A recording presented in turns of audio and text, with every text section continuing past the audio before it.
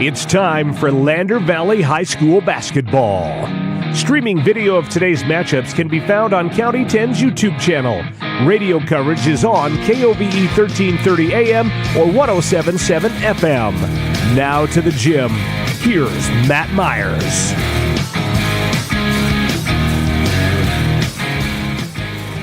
Welcome, ladies and gentlemen, to Lady Tiger basketball here in Lander as the Tigers getting ready to tip off here in about 7 minutes against the third-ranked team in the state in 3A, the Pinedale Lady Wranglers, who are headed by basically a three-headed monster, if you will.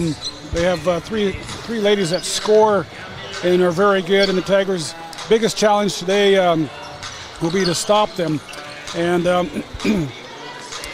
Lander comes into this game with a 9-7 overall record, having won their last 3 games, defeating Mountain View, the 4th-ranked team in the state, on Thursday, 49-46, in what was a hard-fought battle in Mountain View. Pinedale comes into this game having defeated Lyman 67-49. Should mention I'm joined today with Scott Fuller, and Scott, this game, I think, will be a lot different than the one we saw in Pinedale, where Pinedale really, they could not miss. They got a lot of second chance shots, and I'm curious to see how this game plays out. Yeah, thanks for having me, Matt. Good afternoon to everybody listening. Yeah, thanks for streaming what should be a pretty exciting game. We were talking about the last time that these Lady Tigers visited Pinedale against a very difficult Pinedale team. And it sounds like it was one of those games, Matt, where everything that Pinedale was trying to do against, for example, the Lander center Anderson, doubling and sometimes tripling her, and at that time, as you pointed out here in the pregame, Matt, you need to kick out and get some help from your guards, and it was just one of those days where the shots weren't going to fall. But having seen a team even as talented as Pinedale before, and now hosting them in your own gym, it's going to be interesting to see how this 2.0 version of Lander, coming off of 3 straight wins, as you mentioned, these Lady Tigers are feeling good. I think they're at a good place in the season. It's going to be interesting to see how they go up against one of their tougher tests that remain in the regular season. Exactly, and they came into this season with a new coach, Drew Powell. He had to implement his system. You could see from day one, they hustle, they work hard. Didn't always get the results they wanted, but as this season has gone along, like you say, they are playing better and better, and they're starting to get the results in the win column as well. Thursday night against the number 4 team in the state was a huge confidence builder. Adeline Anderson led the way for the Tigers with 13 points and 14 rebounds, and just shut down. Mountain View has 2 players, Covelo and Hickey, and they're both probably close to 6 foot tall. And although Hickey had her 20 points, they were still able to kind of take them out of the game and pull off that upset win. Today, I mentioned Pinedale has 3 players that they're led by. One of those is Ellen Bowers. She is the coach's daughter. She comes into this game averaging a little over 23 points a game, just barely in second place to a player from Douglas. I didn't have it in front of me here. There it is, Lauren Olson. So actually, Ellen leads the state in scoring. Lauren Olson is a close second. But they also have, for Pinedale, they have Erica Wilson averaging 11 points and Gabby Rogers 9.6. So you really have 3 players in double figures every game. And, Lander comes in being led by Adeline Anderson, averaging almost 11 points a game, followed by Hayden Goggles, just under 10 points a game. And the one thing that I was talking to one of the parents earlier today, as far as Lander, and she had mentioned, and this is so true, Lander is playing more and more as a team. Everybody's contributing. It doesn't, Adeline Anderson had a great game on Thursday. Last week it was, if I can think of her name, Miss McFadden, Kendall McFadden. Yep. The name slipped me there for a second. Hayden Goggles, people coming off the bench. Everybody has been contributing at one point or another, and it's needed for this team to win games like this. Well, that's a sign of a good coach, in my opinion. It's his first year, as you mentioned, Matt. But the basketball's a long season, and you've got those long road trips here in Wyoming. It's not going to happen overnight, and they did have a rocky start to the season. But sort of where you and I jumped on the coverage here halfway through the year, they've played 2 great weeks of basketball. They had Powell last Friday, got that win. They had Lovell on Saturday, pretty much dominated that game, and they had the Mountain View game on Thursday. That's that's a sign. Obviously, the kids are out there doing the work, but that's a sign of a well-organized coach with his priorities in the right place in terms of you're only going to have so many assets on a team. And not every team like the Pinedale team we're going to play today is so blessed with 3 double-digit scorers, but you have Adeline Anderson and you have Goggles and you have the parts that you're able to pull the levers on, and if you do that in just the right way, you can go quite a ways. Now, as we were discussing before the broadcast, Matt, I think this Lander team is peaking at the right time. We've got just a couple of weeks of regular season before the regionals at the end of February in Thermopolis, and then possibly on to state in Casper. We'll see, but it's not necessarily how good you are, it's how good you play at the right time, and these Lander Lady Tigers are seem to be really humming at their peak at the right time. Yes, and when you mentioned like last week they beat the number 4-5 team in the state. This week they beat the number 4 team, and you put them in any other quadrant in the state, and they're second or first place. So it's like we're getting ready here for the national anthem. Memorial Fieldhouse today, your Lander Tigers play host to the Lady Wranglers and Wranglers of Pinedale. Please rise and remove cover as we present. We will take this time now to just listen to the national anthem, and then we'll get started with their starting lineups.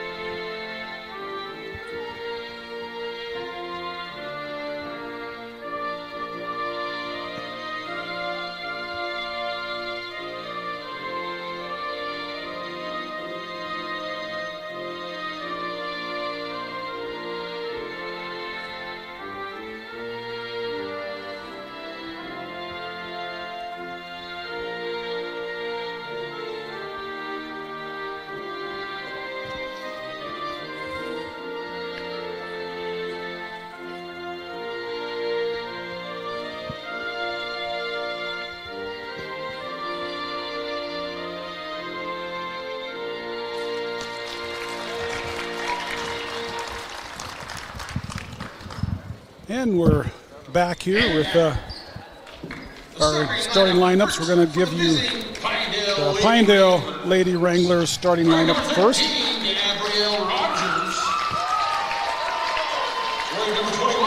Number 13, Gabby Rogers will start for Pinedale, followed by number 21, Lexi White. Number 23, Elin Bowers.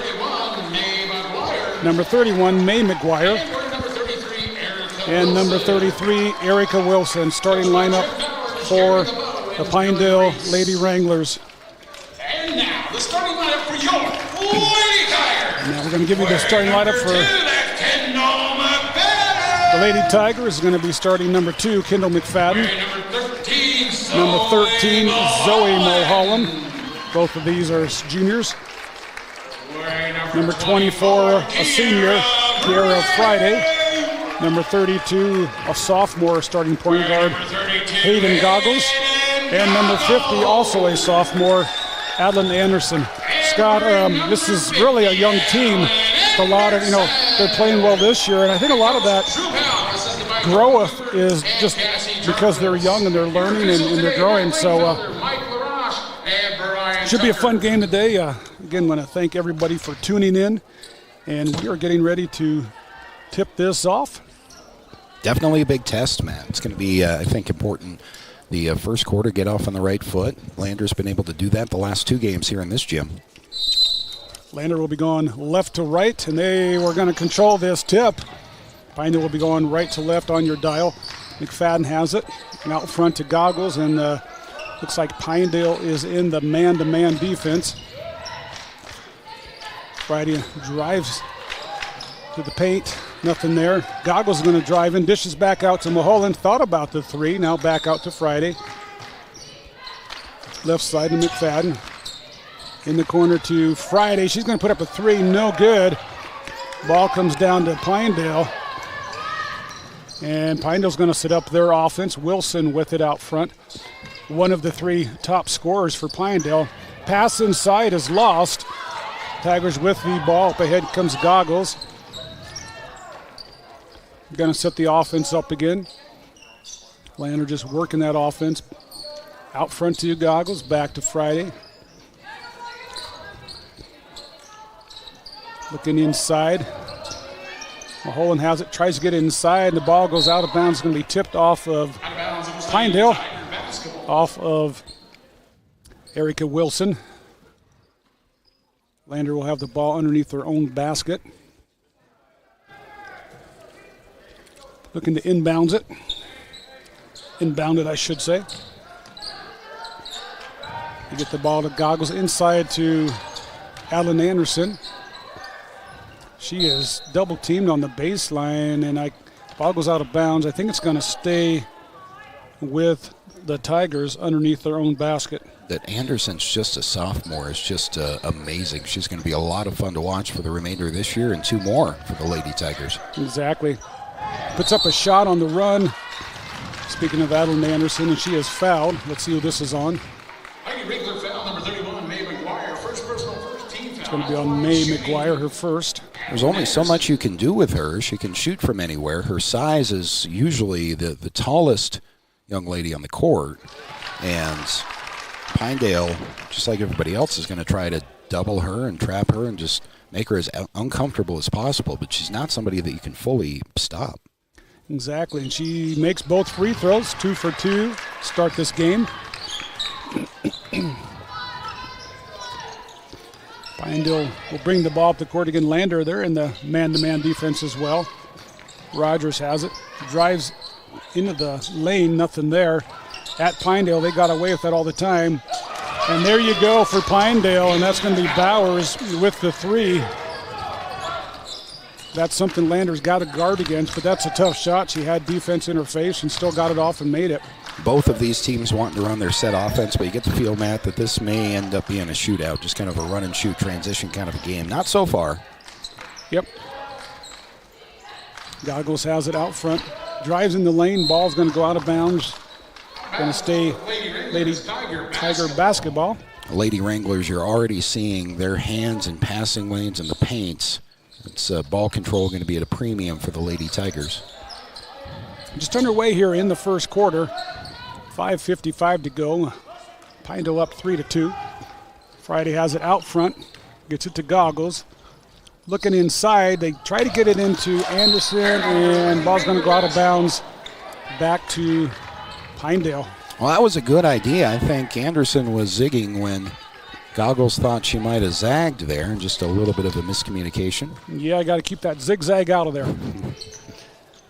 Pinedale with it on the right side to Wilson. She drives baseline, puts up a shot, and it is good. One of the things, Scott, they did in Pinedale is that these guards love to drive to the basket, and if you're not there to stop them, they will put the shot up. Tigers back on offense. Friday has it. She's going to drive, pivots in the lane, puts up a short shot, no good. Rebound comes down to Pinedale. Gabby Rogers has it. Passes it off to, couldn't see who that was. It took the shot, but we got a rebound by Adeline Anderson, and she's going to be fouled. Well, that's to your point, Matt. Seems like Pinedale, right across the timeline, is looking for that initial drive, and if it's cut off, then maybe they'll fall back and run their set offense. But they're, as you just pointed out, looking to attack right away in the possession. Yeah, and they've been able to get those points on those layups, but if not, they're hitting the three-point shot as well. Anderson has it in the corner to Goggles, going to drive baseline, and the pass is going to be knocked out of bounds. 5-2, Pinedale up early in this game. Goggles with it underneath her own basket, gets it out to Adeline Anderson. She's going to drive down the lane, puts up the runner, no good. Had a nice look at that shot, just couldn't drop. And up ahead is Bowers for Pinedale. Going to set their offense. And we got a foul here. I didn't see who this was on. It was offensive. I didn't see either, man. It was away from the ball. That's May McGuire's second foul.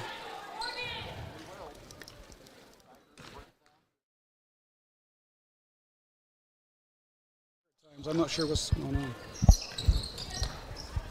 Tigers back on offense. Goggles has it. Left side to Mulholland for the three-point shot, and no good. Rebound comes down to to Erica Wilson. Pass up ahead. Alexis White, and she scores, and she is fouled. Number 13, Zoe Mulholland. At the line, shooting one, Alexis White.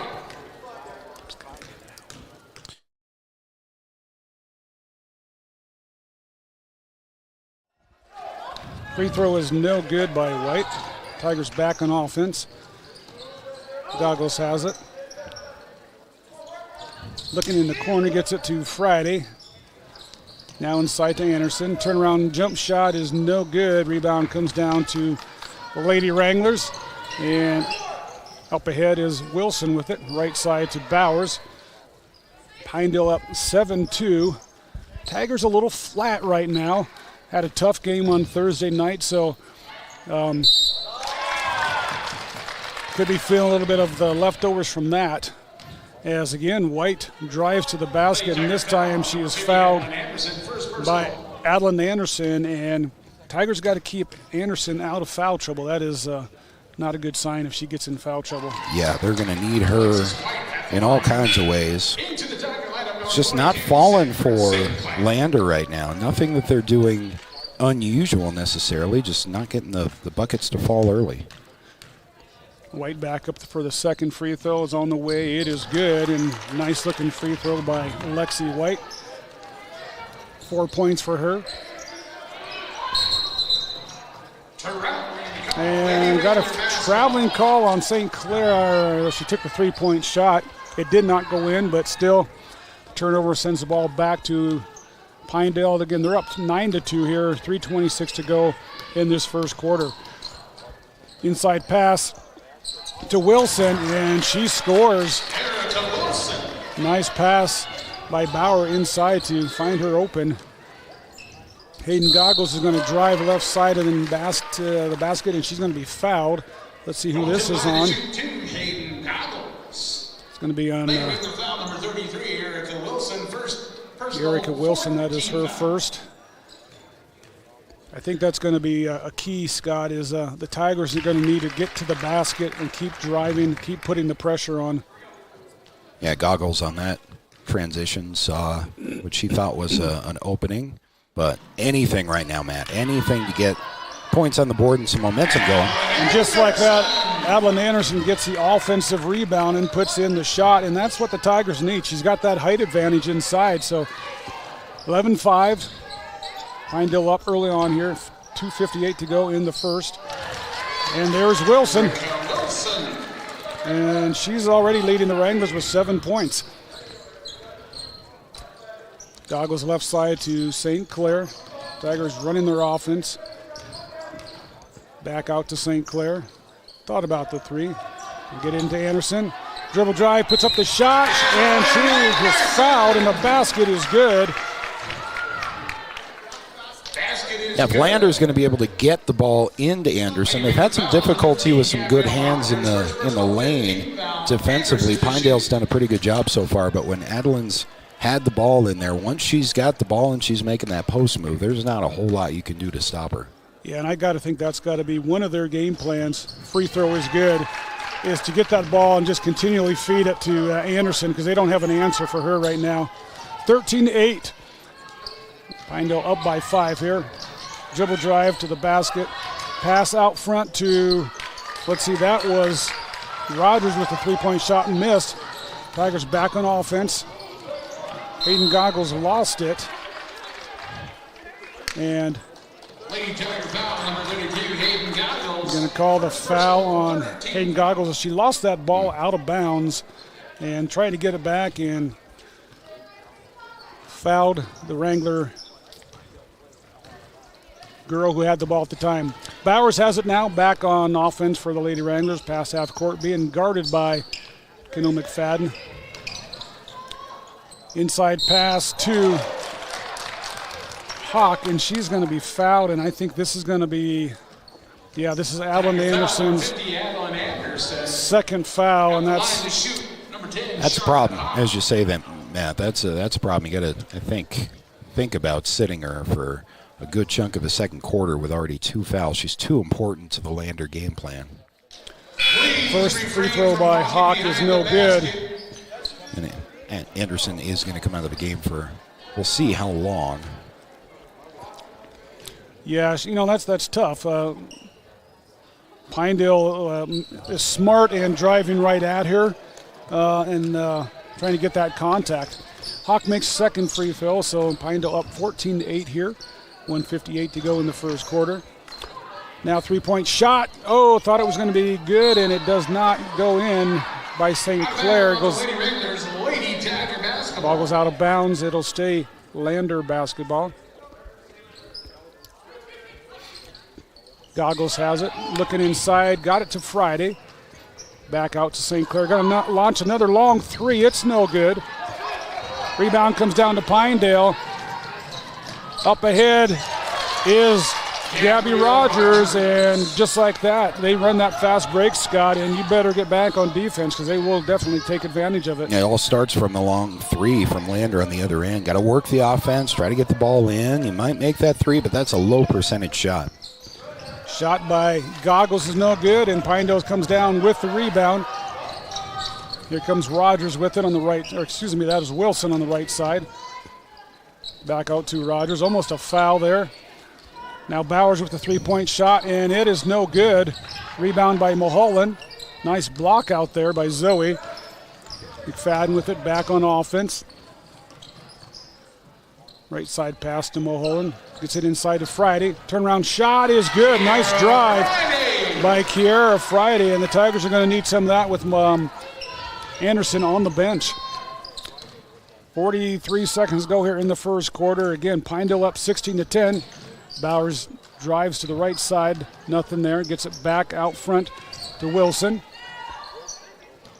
Back to Bowers. Now the ball is stolen. Lexi White lost the ball, and she went to get it back. She fouled Kendall McFadden, and she got a shoulder right in the nose. And that's Lexi White's second foul. It's going to put the Tigers in the bonus late in the first quarter. First free throw on the way is no good by McFadden.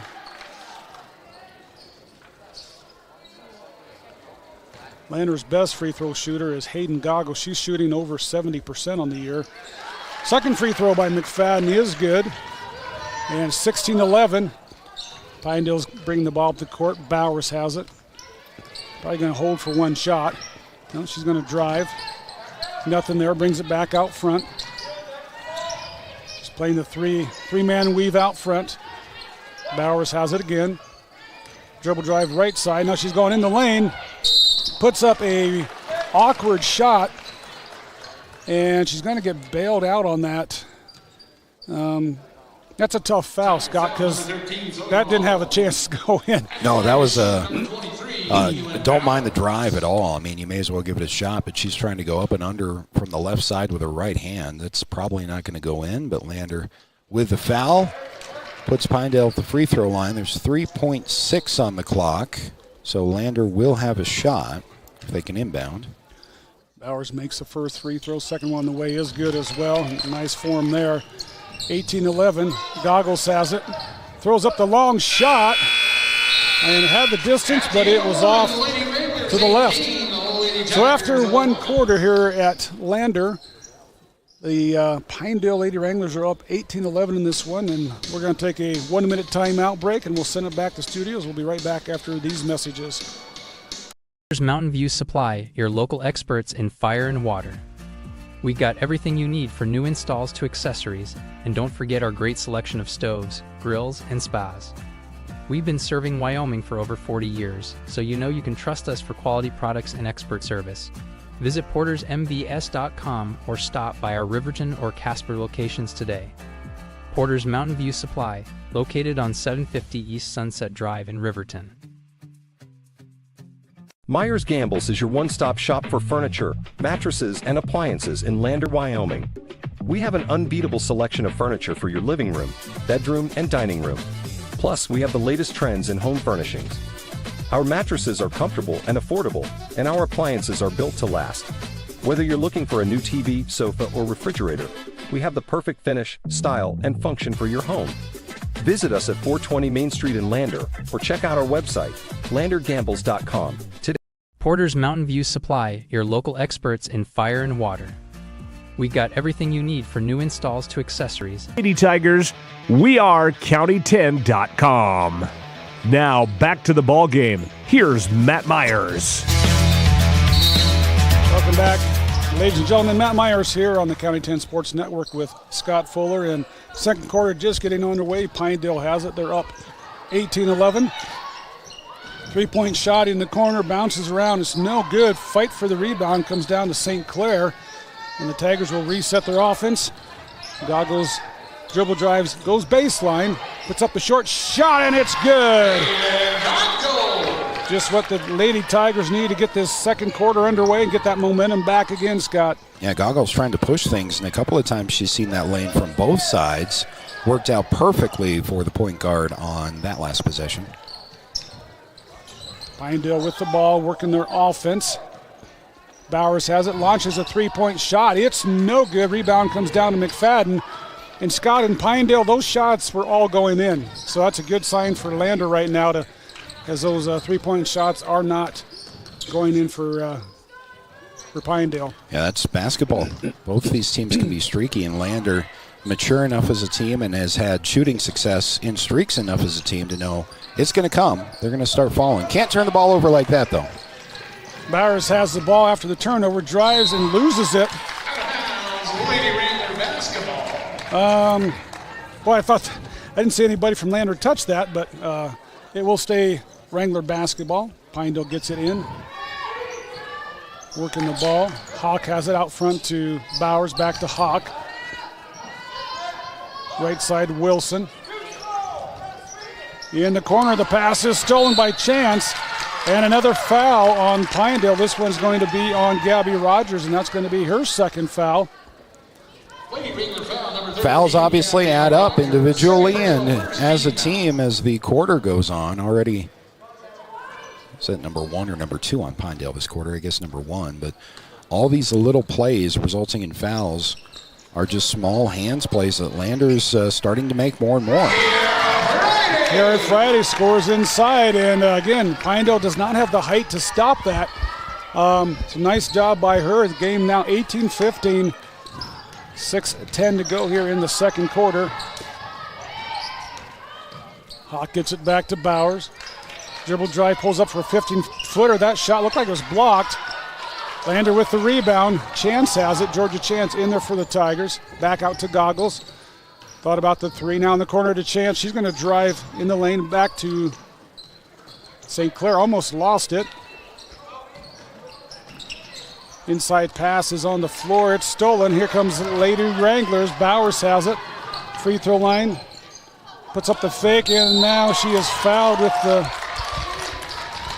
on the shot. I don't know. They let kids get away with a lot nowadays. When I was in school, that would have been a travel. But yeah, Coach Powell thought the same thing, Matt. That was a Euro step and a half, I'm going to call that. That could have been called, I believe, but it was not. Now to the free throw line. And Elin Bowers, you don't want to put her on the free throw line. She's 3 for 3 so far. And I'm just guessing, but she's got to be one of the top free throw shooters in the state. And I'll pull that up here in a bit, and then we'll double check on that. But 21-15, Lander Tigers with the ball. Get it inside to Friday, and she loses it out of bounds. It's going to go right back to Pinedale. Yeah, watch a little run here from the Lady Wranglers. What's been great about this last about 5 minutes of game time for the Lady Tigers is that they've been doing this with Anderson still on the bench. If they're able to draw even with Pinedale with their top scorer on the bench, obviously bodes well for them. Yes, it does. Bowers is going to have it now for Pinedale. Dribble drive right side, gets it outside to Wilson. Loses the ball inside, it's on the floor. Now ball's tipped away again, and McFadden comes up with it. What? They're going to call a travel there on what everybody in the building, I think on both sides of the gym, thought was going to be another Pinedale foul, but they're going to call the Tigers on a travel. Yeah, I did not see that one at all. That's a little mysterious. Now Bowers gets it in the corner for the three-point shot. It's no good. McFadden has the rebound. So Bowers not hitting those three-point shots right now. I did look it up. Bowers for Pinedale is shooting 83% on the year. So, again, you want to keep her off the line if possible. 21-15. Landers hanging in this game tight. Chance drives. Gets it out to Goggles. Now Goggles drives in the lane, puts up the shot, no good. Fight for the rebound, and we have a jump ball. That was a beautiful crossover there, Matt, from Goggles as she went from the right wing down the lane. That was a very quick jump ball call as well. Goggles will take it underneath Landers' basket, and the pass is going to be blocked back out of bounds by Wilson. You are impressed by the Lady Wranglers with their hands down low especially. They don't have the size, but they're quick with their hands defensively. Yeah, if they had a tall post player, I don't know how they could be stopped because they definitely have the guard play. St. Clair has it out front. Back to Goggles. Right corner to St. Clair, trying to get into Friday. Nothing there. The pass is stolen. Here comes Bowers. Fires up a three-point shot. It's no good. Pinedale with the second rebound. Another shot by Wilson. It's no good. Fight for the ball. Goes out of bounds to Pinedale. A couple tough breaks there for Lander as both shots were missed, but they got two offensive rebounds. Got to make hay while the sun shines here. Yep. Inbounds pass is stolen by Goggles. Up ahead. Shot no good. Rebound by McFadden. Back out to Friday. She's going to drive in the lane, back out to McFadden, launches a three-point shot, no good. And what I mean by that, Matt, is Pinedale's cold, but that's not going to last for long. They're going to start hitting these shots. That's a good point. And we got a timeout here by Pinedale. Again, this score is still 21-15 with 3:21 to go here in the second quarter. I couldn't see, was this a full timeout? It's a 30. 30. Well, we'll keep it right here. And want to remind everybody that Bailey's Tire in Auto is proud to support our local athletes. Our full-service tire and auto shops are located at 755 South Federal Boulevard and 1305 West Main and Lander. Also, Myers Gambles on Main Street in Lander is excited to cheer on our student athletes. Gambles has winning deals, and remember, delivery is free 30 miles from the store, so that includes Riverton, turnaround, and shop in town. Think about now, Matt, is when you get Adeline Anderson back in the game. We'll see. She's got 2 fouls. She is back there on the floor. Good call. With 3:21 to go in the first half. No more fouls is her, I think, primary objective in this first half. She's got 2 already. Yeah, Pinedale's, they're playing smart. They're driving in the lane right at her body. And, she's gone up, not trying to foul, but they're making the contact, and it's smart by Pinedale. Wranglers back on offense. Bowers has it out front. Left side to Wilson. Back out to Bowers. Pinedale working the ball. Looks like Lander's now in a 2-3 zone. Dribble drive left side by Rogers, back out to Wilson. It's working too, Matt. I like that a lot out of the timeout. Yeah, I think Pinedale called timeout to set up their offense, and Lander changed their defense. And little chess match. Yep.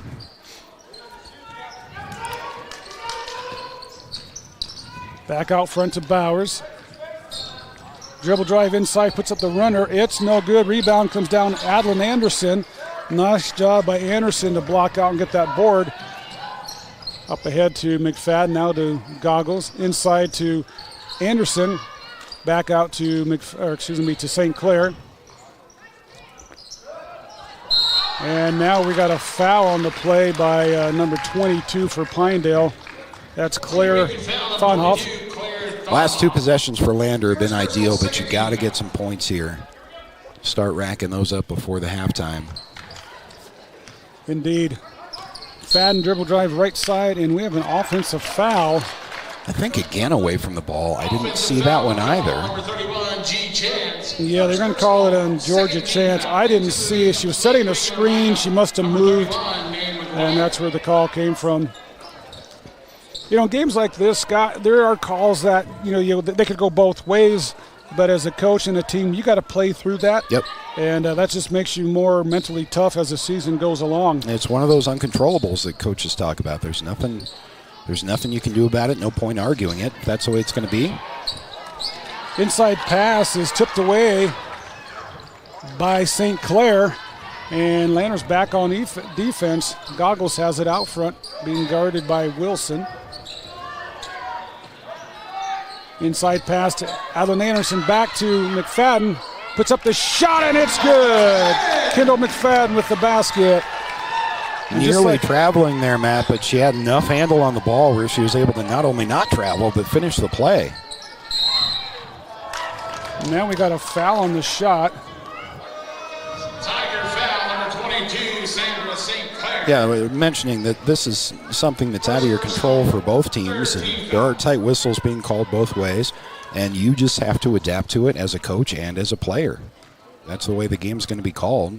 Be aware of it and adapt to the refs. And first free throw is good. Into the Lady Wrangler lineup, number 21, Alexis White. Gabby Rogers back up there. Second free throw is good as well. And referee came over to the scorer's table and was saying something to the public announcer, but he just called it the way what he thought was called and then had to change it. But Lander Tigers back on offense. Pass to Friday, almost lost it. Back to Goggles. Looking inside to Anderson. They're really trying to get it down there to Anderson. I think she's a little bit high. I think the last couple of possessions she's had trouble set up so high, but she's fighting hard down low. Now they're going to call a foul. Scott, that's probably Lady Wrangler foul, number 31, May McGuire. That's probably there every time. Team foul, third personal. And that's McGuire's third foul. She's probably their tallest player. So there's a big battle going on between those two down low. Pass back out to Goggles. Drives the left side. Puts up the shot. No good, but she's fouled. You like the resilience here as we have 56 seconds left in the half. You like the resilience of Lander. They did not start the game shooting as hot as they would have liked to, but they battled back even with their top scorer on the bench to keep it reasonable here at half. Free throw goes in by Goggles. We get another one. 23-18. So Lander, this game's a lot closer than the one in Pinedale was, which is a good sign for the Tigers. Second free throw hits the front of the rim and bounces in, so good bounce for that. 23-19. Just under a minute to go here in the first half. Bowers has it out front to Wilson. Almost intercepted that pass. This 2-3 is pretty effective so far for the Lady Tigers. They found something here. Now right side to Wilson. 32 seconds to go here in this first half. Bowers has it. Cross court pass to Rogers. Bowers puts up the runner on the baseline. It's no good. And Adlin Anderson with a nice rebound, and she is fouled, and that's got to be on. Yes.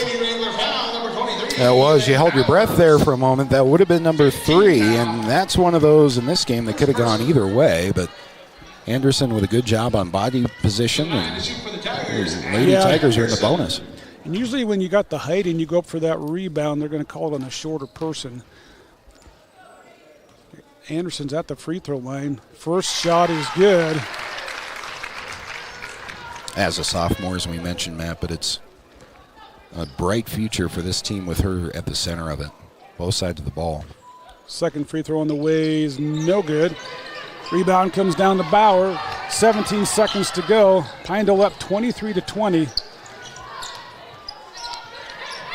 They get it in the corner to Wilson. Shot no good.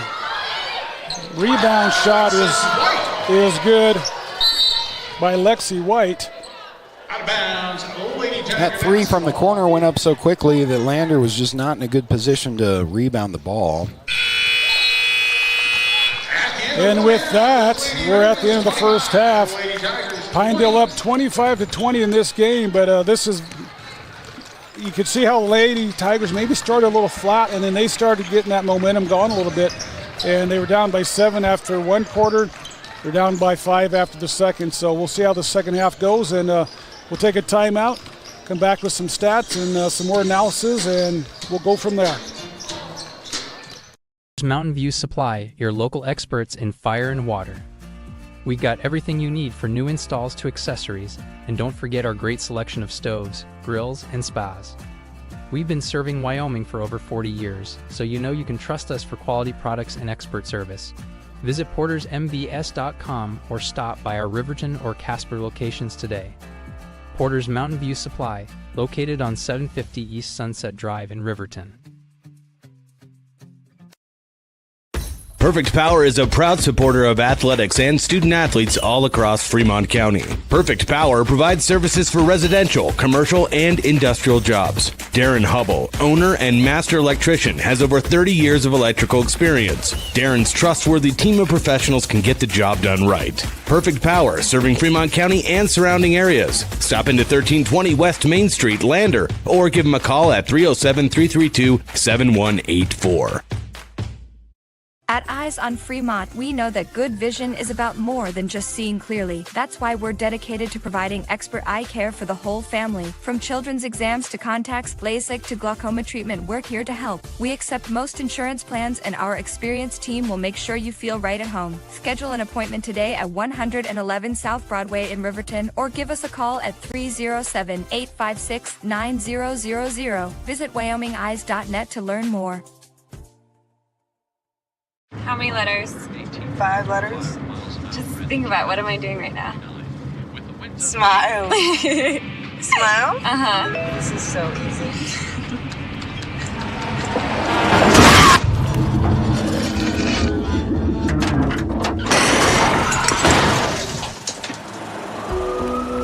Nobody likes to be stopped by the police, but if I'd seen her texting while driving and given her a ticket, it just might have saved her life. Myers Gambles is your one-stop shop for furniture, mattresses, and appliances in Lander, Wyoming. We have an unbeatable selection of furniture for your living room, bedroom, and dining room. Plus, we have the latest trends in home furnishings. Our mattresses are comfortable and affordable, and our appliances are built to last. Whether you're looking for a new TV, sofa, or refrigerator, we have the perfect finish, style, and function for your home. Visit us at 420 Main Street in Lander, or check out our website, landergambles.com. Welcome back to Lander Valley High School. The Lander Lady Tigers trailing Pinedale by 5 at the half. This is the Buckle Up for Life halftime show. Whiteout reminding you to buckle up every ride, every time. As you see on the screen, the second half of our Saturday afternoon matinee with Pinedale and the Lander boys. Both these Lander teams coming off very close games in Mountain View on Thursday. The boys game going to overtime, and a victory for the Lady Tigers. Their third straight win. They're going to have a little bit of a hill to climb to get to win number 4, as the Lady Wranglers again lead by 5 here at the half. Some scoring numbers for Lander from the first half. McFadden scoring 3 in that half. Kira Friday dropping 2 twos for 4. Hayden Goggles, Lander's point guard, scoring 5. Adeline Anderson forced to sit most of that first half on the bench, or at least a good chunk of it, with 2 fouls. She remains at 2 fouls at the half, and she finished the first half with 8 points and 4 rebounds. Once again, 5 points. Pinedale advantage of the Lander Valley Lady Tigers. Tigers looking for win number 4 in a row, and it would be win number 3 in a row right here at Lander Valley High School. Take another timeout and come right back after this on the County 10 Sports Network. Or Lander Valley Tiger basketball coming up next.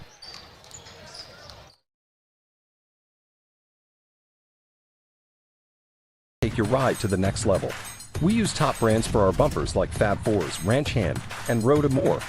So get your vehicle ready and stop at Wyoming 4x4 or give Dan a call at 307-857-3175.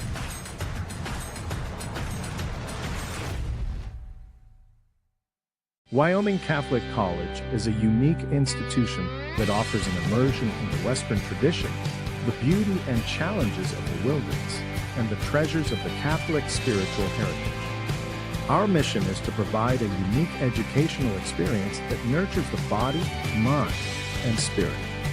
We are proud of our alumni success stories and the learning opportunities we offer through our academic outreach programs. Come and explore our campus in Lander, Wyoming. Make your home improvement projects a breeze with Sutherland's, your home improvement experts. Always the right products at the right price. For every project, every day. You can shop and pay online at Sutherlands.com, and we'll get it ready for easy in-store pickup. With the tools and the know-how, you can count on Sutherlands for any job. With over 30,000 items in stock, make your first stop at Sutherland's Home Improvement in Casper and Riverton. County 10 is your Fremont County news leader. We're everywhere. On the web, mobile, social, and on your radio dial, with all the news you need to feel connected. From sports to board meetings and community features, we work hard to bring you all the latest updates you care about. Visit us today at county10.com. County 10, community connected.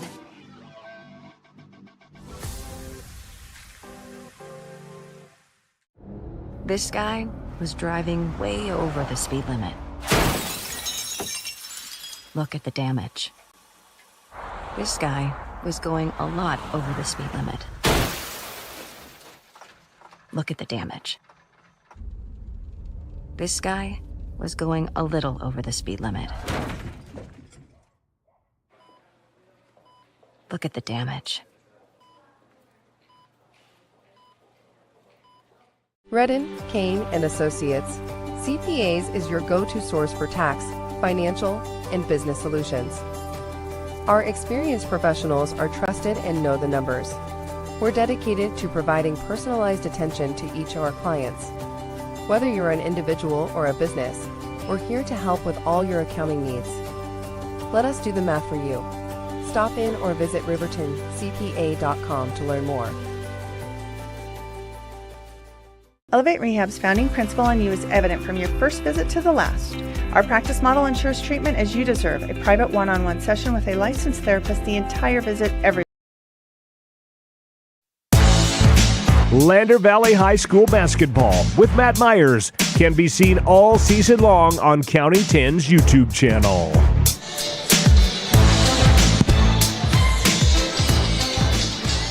Welcome back to Buckle Up for Life White Dot halftime show. Matt Myers here on the County 10 Sports Network with Scott Fuller. Scott, a tough, hard-fought first half. Just give you a few stats here. Lander was led by Adeline Anderson in that first half with 8 points and 4 rebounds. She got in a little bit of foul trouble, had to sit out some of that second quarter. Came back in right away, was able to contribute. Also for the Tigers, Hayden Goggles with 5 points, Kiara Friday with 4, and Kendall McFadden with 3. For Pinedale, they were led by Ellen Bowers with 8 points, Erica Wilson with 7, Lexi White with 6, Gabby Rogers with 4, and Charlotte Hawk with 1. Interesting stat, Scott, in that first half. This Pinedale Lady team is known for their three-point shots. I don't have the stat as far as how many they shot. I'm guessing it was at least 10. They only made 1. Yeah, 1 single 3 in that first half. They put up, I would have guessed about the same at about 10. And fortunately for the Lady Tigers, they're shooting about 10% from beyond the arc, because this could be a 20-point game as easily as it could be a 5-point game. And I think that's part of what you talked to your team at halftime about. I'm sure Pinedale spent some time talking about this new wrinkle defensively, this 2-3 zone that Lander came out with at the end of the first half. And for the Lady Tigers, it's just converting in those transition opportunities and getting the ball inside to Anderson. Expect to see her obviously start the second half. Still has to watch a little bit of foul trouble. She's got 2. But she racked up both of those fouls very early on. So as you mentioned, Matt, she had to sit. But she'll be a big factor, and just finding a way to get the ball inside and maybe back outside from her. And it's at the end of the day, no matter what you draw up, you got to hit those shots. So converting those opportunities and stepping up defensively with some good hands play, and you're right there. A 5-point Pinedale lead as we get ready for the second half. Lady Tigers outscored Pinedale in that second quarter 9-7. Which is a good sign. The other thing, Scott, I'm looking to see, Hayden Goggles leads the Lady Tigers with her three-point shooting. Did not shoot any in that first half and closely guarded out front, but it'll be interesting to see if she starts to, get some open threes, because if she starts hitting the threes, that'll be a good sign for Lander. Yeah, it's easier to get the ball into Anderson, too, if you have an outside shooting threat like that. I think Goggles spent a lot of that first half, especially with Anderson on the bench, looking for those lanes. I think she was looking to create an absence of the team's high scorer, but the more balanced the attack can be, the better, obviously, for the Lady Tigers. So we're ready to start this second half. Again, Pinedale up 25-20. They will start the half with the ball, gone left to right on the radio dial. Bowers has it, being guarded out front by McFadden, Lander's defensive quick specialist, you could say. Back to Bowers, looking on the right side. Looks like Lander, still I can't tell if, it looks like they're in that 2-3 zone. Shot is no good. Mulholland will rebound and out to Goggles. Left side to McFadden. Back in the corner to Goggles, launches a 3, and there it is, Scott. You called it, Matt. That was a set play, too, springing Goggles free in the corner, and she caught and shoot. Just like that, it's a 2-point game, and I'm interested to see how Pinedale deals with this pressure if this game gets any closer. Wilson drives down the lane, shot is no good. Ball's on the floor, Goggles has it. Thought Pinedale might come up with it. Up ahead to Anderson in the corner. Back to Goggles for the shot. It's good! And we're all tied up here at 25 all. Lander playing this number 3 team in the state. Bucket for bucket. They're outscoring Pinedale so far in the second half, 5-0, just with a minute and a half gone. Crowd on the far side. The Lander faithful starting to get into the game, cheering on their defense. Indeed. Wilson with it, left side to Bauer. Pulls up for a 15-foot shot. It's good, and that's Bowers. She just has good form. She'll probably be playing at the next level. She's definitely a good player. That's a pretty shot. Tough to defend too if you're just going to pull up from that far away. Inside pass is stolen by Bowers. She's going to come up, puts up the runner. No good. Rebound comes down to Goggles. Has Adeline Anderson up ahead. Puts up the shot, and the layup is good. We're back to being tied up 27 all. 5:55 here in the third. And that's got to be what Lander wanted. Get out here, get a couple shots, get your confidence going and momentum going for you. Absolutely. Ideal start to the second half for the Tigers. Bowers puts up a 3-point shot from the left side. It's going to go over the top, out of bounds, and then Tigers will get the ball back with a chance to take the lead here. Trailing by 5 just a couple of moments ago, Matt, and now some momentum clearly on the home team side. Pinedale looks a little out of sync too, which is, I think part of that is this defense that Lander has on them. McFadden drives into the basket, nothing there. Throws it back out, it goes in the backcourt, and we're going to have an over and back call. So the ball will go back to Pinedale. We're back, turnover, Lady Wrangler basketball. Pinedale will take it out underneath their own basket. Not exactly sure why, because the ball never went all the way out of bounds back there. But Anyways, Bauer has it back out front, being guarded by McFadden. Dribble drive left side. Cross-court pass is caught by Rogers. Back to Wilson out front. Drives in, puts up the runner, and it is good. Erica Wilson. Nice drive by Wilson to score that basket. Goggles has it now for Lander, back out to Friday. Goggles thought about the three. Going to bring it back out. In the corner to Mulholland. Gets it into Anderson. Turnaround jump shot, no good. She gets her own rebound. Oh, and the inside pass is stolen by Wilson. Now right side pass to White for a shot is no good, and Bowers runs that rebound down. Nice hustle by Ellen Bowers. Inside shot is no good. Ball's tipped out of bounds. That's going to go to Lander. Lander's had a difficulty on and off throughout the game, and now here into the second half of establishing that rebound. And as outsized as Pinedale is, as you've seen on those last couple of possessions, especially on the offensive glass, those guards will come flying in. And if you're not boxing out, they come out with a rebound more often than not. Exactly. 29-27, Lander trailing by 2. Friday's going to drive right side, puts up the shot, and it's good. Nice drive by Kiara Friday. Kiara Friday. All tied up again, 29 all, 3:55 to go in the third. Pinedale back on offense. Out front now to Wilson. She's carrying that ball. I'm not sure how they... It's interesting. They let them get away with that nowadays. But Tigers back on offense. In the corner to St. Clair. They get it into Anderson. Turnaround shot, no good. Rebound comes down to Rogers. Some odd hesitation there from Anderson. She's money from there, and it looked like she thought twice about going up for the shot. Corner three-point shot is no good. Ball comes down to St. Clair. I'm guessing there's going to be a foul here on Wilson. Foul, number 33, Erica Wilson. And it was. Kind of an odd rebound sequence there, too, with the ball on the floor. Does benefit the Lady Tigers. That's Wilson's third foul, so that's a good sign for the Tigers. Now we get a pass into Anderson. She's going to be fouled, and I think this one's going to be on Mae McGuire. Foul, Erica Wilson, fourth. That's on Wilson, so that is her fourth foul. And Scott, she is she's one of the main cogs on this Pinedale team, so that hurts Pinedale. Well, the Wranglers in some foul trouble now.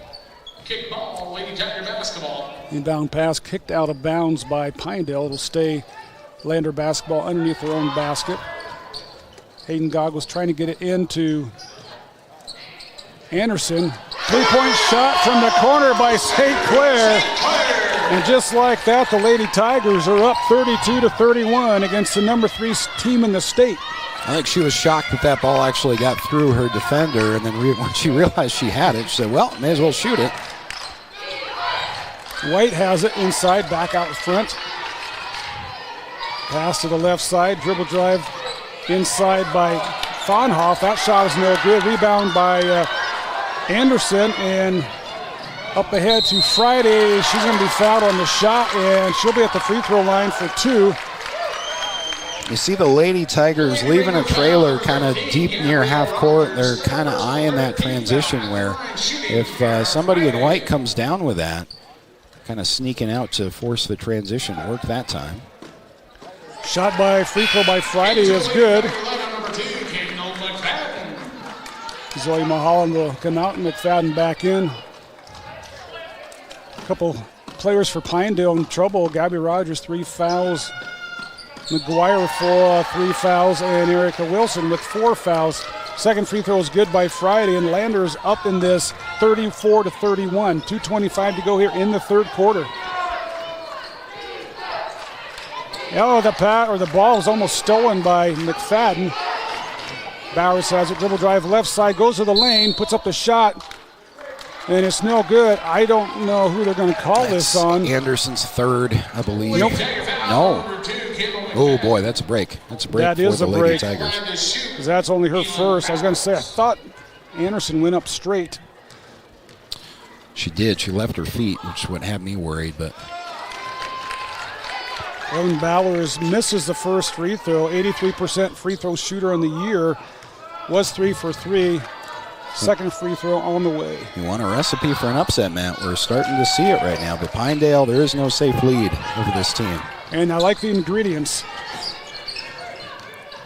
Okay, McFadden has it out front. Looking for some help. She's going to throw that ball the right side to Friday. And she's going to be called for the carry. Should be a 30-second timeout then taken from the Lander bench.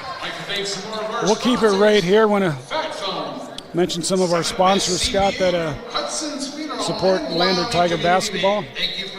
Perfect Power Electric and Lander supports our athletes on and off the field. Give Perfect Power a call today for all your electric needs. You can reach them at 332-7184. Also, Porter's Mountain View Supply in Riverton is your one-stop shop for grills, spas, stoves, pellets, and more. Porter's is a proud supporter of Fremont County athletes. Scott, this is looking like the way the Lady Tigers have played over the last 3-4 games, where they've been improving, and their opponents just haven't had an answer. It's a confident team. I mean, they know the challenge. That game in Pinedale earlier in the season did not go well for them, but this is a different Lander Tiger team than earlier in the year, and no matter the adversity, they're pretty unfazed by it. Shot inside is no good by Pinedale. Another shot is no good. Ball's on the floor, and it's going to go out of bounds to the Lady Tigers. In the meantime, Pinedale is having a hard time scoring from anywhere. Yeah, just the opposite of how it went in Pinedale. Goggles in the corner to McFadden. Thought about the three. Back out to St. Clair in the corner to Goggles. Three-point shot, no good. Rebound comes down to Hawk. Now Bowers has it back for Pinedale. She's going to launch a long three-point shot. It's no good. Fight for the rebound, and she gets it. Bowers inbounds it back to Wilson, or Rogers. Excuse me. Dribble drive left side by Rogers is no good, but she's going to be fouled by Friday. She'll go to the free throw line for 2. At the line to shoot for the Lady Wranglers, Gabrielle Rogers. First free throw on the way is good. And Scott, if there's one thing that'll keep Pinedale right in this game, is driving to the basket and get those fouls, because they are a good, overall good free throw shooting team. They probably have not missed this many threes all season, too, if I had to guess. So if those start to fall, once again, no lead is safe, and every possession matters for Lander. Both free throws were good, so we're all tied up at 34 all. Just at a minute to go here in the third quarter. Anderson has it out front. Stops her dribble now in the corner to St. Clair. Thought about the three, drives into the lane, passes back to Anderson, and the ball's going to be tipped out of bounds. It'll stay Lander basketball underneath their own basket. Goggles has it, looking for somebody. She's got to hurry up. Now she gets it in Anderson. Dribble drive in the lane, puts up the shot. No good, but we have a foul on the rebound. Anderson went down hard. She really did.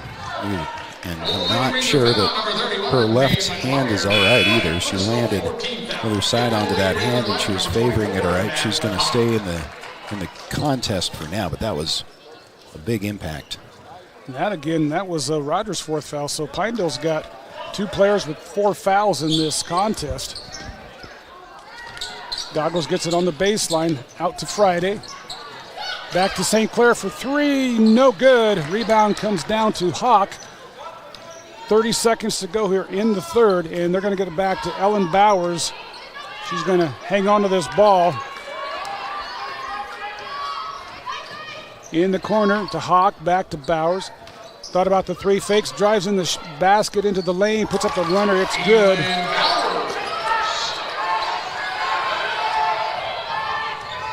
7 seconds to go here in this third quarter. Goggles puts up the runner. It's blocked. 1 second to go. Pinedale throws up the shot at the buzzer. It's not going to be good. But at the end of 3 quarters, Scott, we've got a good game coming down here. 36-34. Pinedale is up by 2 over the Tigers, and we'll take a 1-minute timeout and be back for the fourth quarter finish after this message. Northside Auto Body Shop in Lander is proud to support sports and student athletes for the 22-23 season. Northside Auto Body is a staple in the Lander community and is primarily engaged in automotive body, paint, and interior repair and maintenance. If you hit a deer or have a vehicle accident, Northside will get your repairs handled and accept all forms of insurance. Hobby and the crew got you covered at Northside Auto Body Shop, 323 North 2nd Street, Lander. RE/MAX All-Star Realtors are proud to sponsor sports across Fremont County for the 22-23 season. RE/MAX All-Star Realtors was founded in 1991 with the goal of doing real estate in a way that would make our clients' lives as easy and uninterrupted as possible. They've completed many transactions involving residential, commercial, vacant lots, farm and ranch, and investment properties, and can help you with any goal you might have regarding any of these today. RE/MAX All-Star Realtors, 938 West Main Street, Riverton. See them online at remaxriverton.com. Lander Valley High School basketball with Matt Myers can be seen all season long on County 10's YouTube channel. Welcome back. Matt Myers here with Scott Fuller. Starting the fourth quarter, Lander will get the first possession. Douglas has it on the left side, looking in for Anderson. Now she gets it. Turnaround jump shot is good. Adeline Anderson. They're all tied up again, 36-all. Lander had a 3-point lead in that third quarter. Pinedale was able to scrap back and take the 2-point lead. Gabby Rogers has it out front. Dribble drive into the lane. Shot is no good, and that's going to go off of one of the Pinedale players' heads.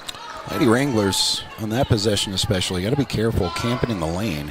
Was waiting for a 3-second call that didn't come, but Lander's ball after the possession anyway.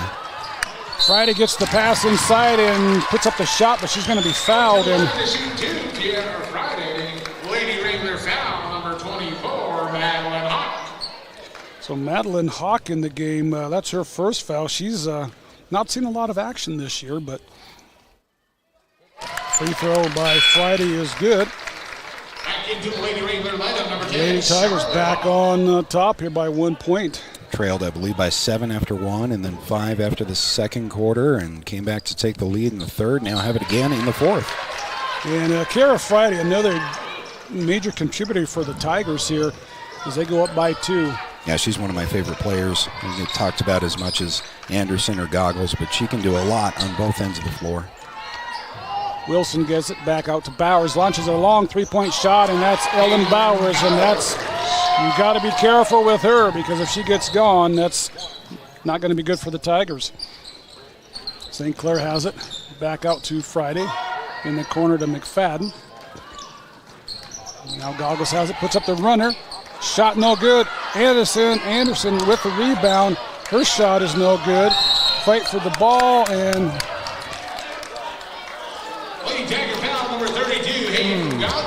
could have gone either way. I thought Goggles had a pretty good position chasing that ball. I thought she was reached over, but they're going to call that on Goggles, her second. Good thing is that Adeline Anderson had those 2 early fouls. That's all she has for this game, so good sign there for the Tigers. Pinedale back on offense. Rogers has it out front. Now back to Wilson. Wilson in there with 4 fouls. Bowers has it, passes it, now back out to Rogers. 3-point shot is good. Wilson for the 3. That's what we've been waiting for. Pinedale's been firing away and missing largely, but they've made their last 2. If they get that going, it's going to be a tough track meet for the Lady Tigers for the rest of this. Pass now to McFadden. Right side back out to St. Clair. Thought about the 3. Back out to Goggles. Pinedale up by 4, 42-38. Inside pass to Adeline Anderson. Turnaround shot is good. And Scott, that's money in the bank when she gets it that low. Yeah, when she gets a clean handle like that, she's so good with her feet inside, and she's just difficult, almost impossible to stop without fouling. And she's really improved just with that inside game in the course of this year as well. Again, only a sophomore. Bowers has the pass out front. Rogers drives in the lane and puts up the runner, and it is good. Gabrielle Rogers, timeout, Lady Raiders. And Pinedale's going to call a timeout here. 5:12 to go here in the fourth quarter. Pinedale up 44-40. Got a full timeout, so let's take this timeout, the 60-second timeout, send it back for these sponsors, and we're back with more action after this.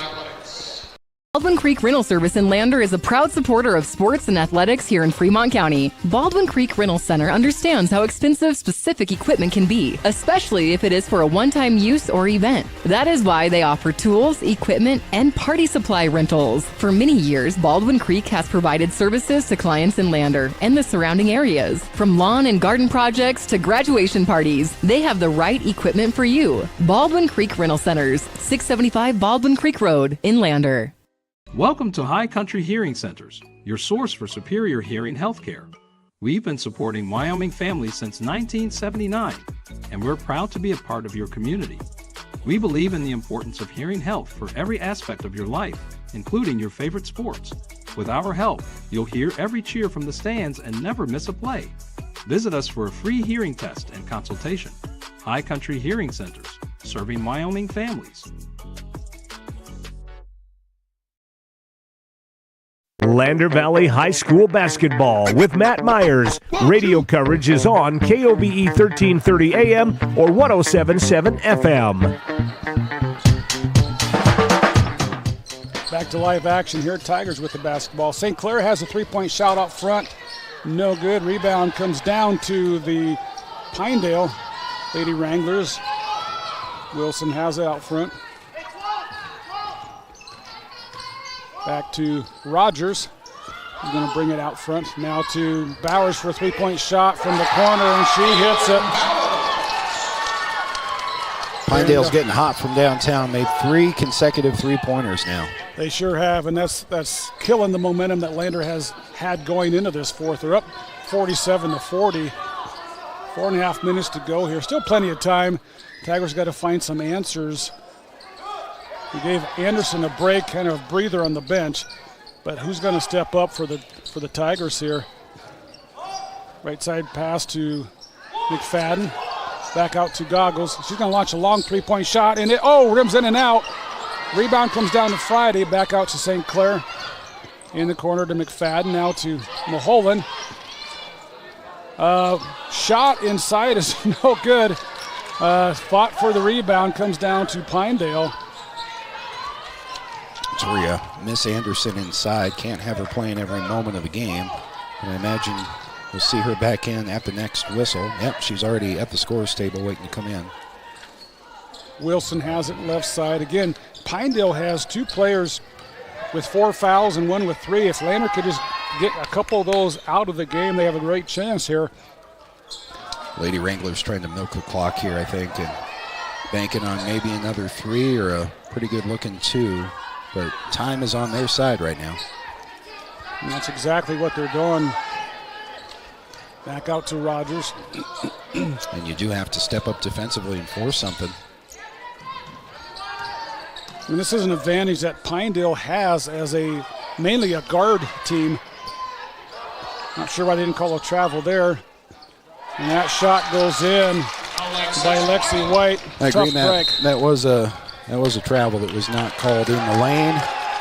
A landslide, kind of a feeling right now for the Lady Tigers. All that the Lady Wranglers had to do is hit those 3 threes in a row, and all the air kind of left the building.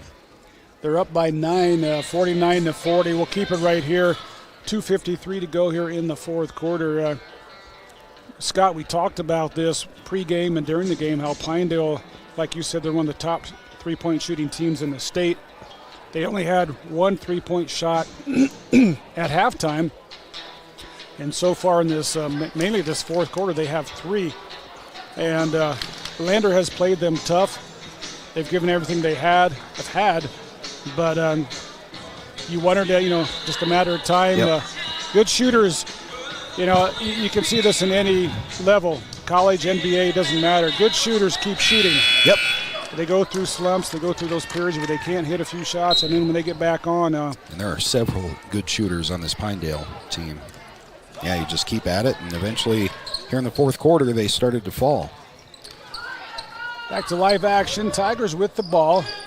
St. Clair has it. Right side to McFadden. Looking into Anderson. Nothing there. Goggles puts up the runner. Anderson with the rebound. Her turnaround shot is good. Anderson keeping the Tigers in this game right now. Going to have to force some things on defense here. Pinedale's more than happy just to pass the ball around and take as much time as they can off the clock. And Landers got some fouls to give. Yep, and they can't trade baskets at this point. 2:15 to go in the fourth. They're down by 7. Nobody really in foul trouble, and just one team foul for the Lady Tigers in the quarter, so you got to get aggressive here. Well, the ball almost stolen by Lander, and now we've got a timeout on the court here. It was taken by Pinedale. And this one's a full timeout, so with 1:59 to go in the fourth, Pinedale up 49-42. We'll send this back for a commercial and our sponsors. We'll be right back after these messages.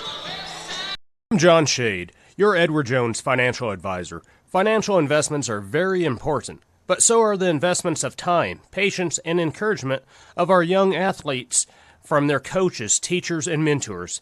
That's why Edward Jones is a proud sponsor of the Lander Tigers on KOVE. Call John Shade or stop by my office at 824 West Main Street for all your investment needs. Edward Jones, making sense of investing. Member SIPC. Lander Valley High School basketball with Matt Myers can be seen all season long on County 10's YouTube channel. Back to live action here. Pinedale will get the ball. They will inbounds it to Rogers.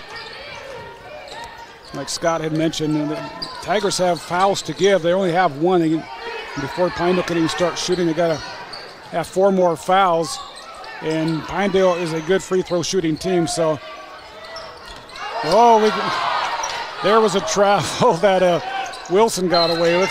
It could have been an offensive foul, too. Yeah. But neither was called. So, Lander with the fouls to give, and Pinedale's just going to take as much time off the clock as they can. You don't want to commit stupid fouls, but you got to get aggressive. Bowers is being guarded and hounded by McFadden. She was able to get the pass away. We're down to 124, and finally Wilson is going to be fouled. It's only the second team foul of the quarter. So, Scott, what I always would say in cases like this, play hard, aggressive defense. Don't worry about the foul, because if you get the foul, they're not going to shoot for a couple more. And if you get the steal, you get the steal. That's exactly right, Matt. Don't foul for foul's sake. Foul in such a way where you may tip the ball, you may get a steal. Another foul there called Lander's third.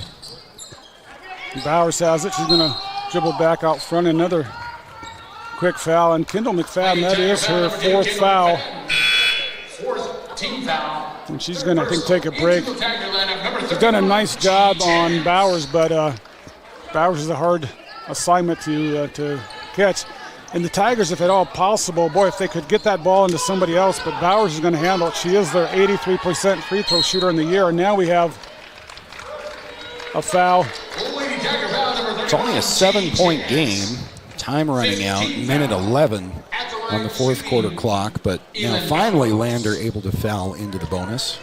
Problem now is you're putting their best free throw shooter on the line. And nothing but net for Elin Bowers. Already thinking about if you're Lander getting down, finding maybe Goggles for a 3, getting down, just quick shot, whatever it is, on the other end. Second free throw on the way. Rims out. Boy, that's a tough break for the Tigers. You get one of the better shooters, maybe in the state from the line, to miss the second free throw, and Pinedale gets the offensive rebound. So at the free throw line is May McGuire. She doesn't have any points tonight and misses the first free throw. So now you have somebody, if you're going to foul, maybe she's the one you foul.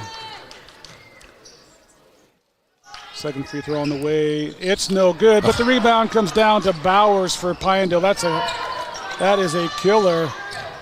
50-42. Pinedale up by 8 at 1 minute and 1 second to go. And boy, the Tigers just have not been able to get any breaks here in these last few minutes. You almost have to laugh. I mean, they've played the last minute pretty well, and they get these great shooters to miss the second free throw in twice in a row.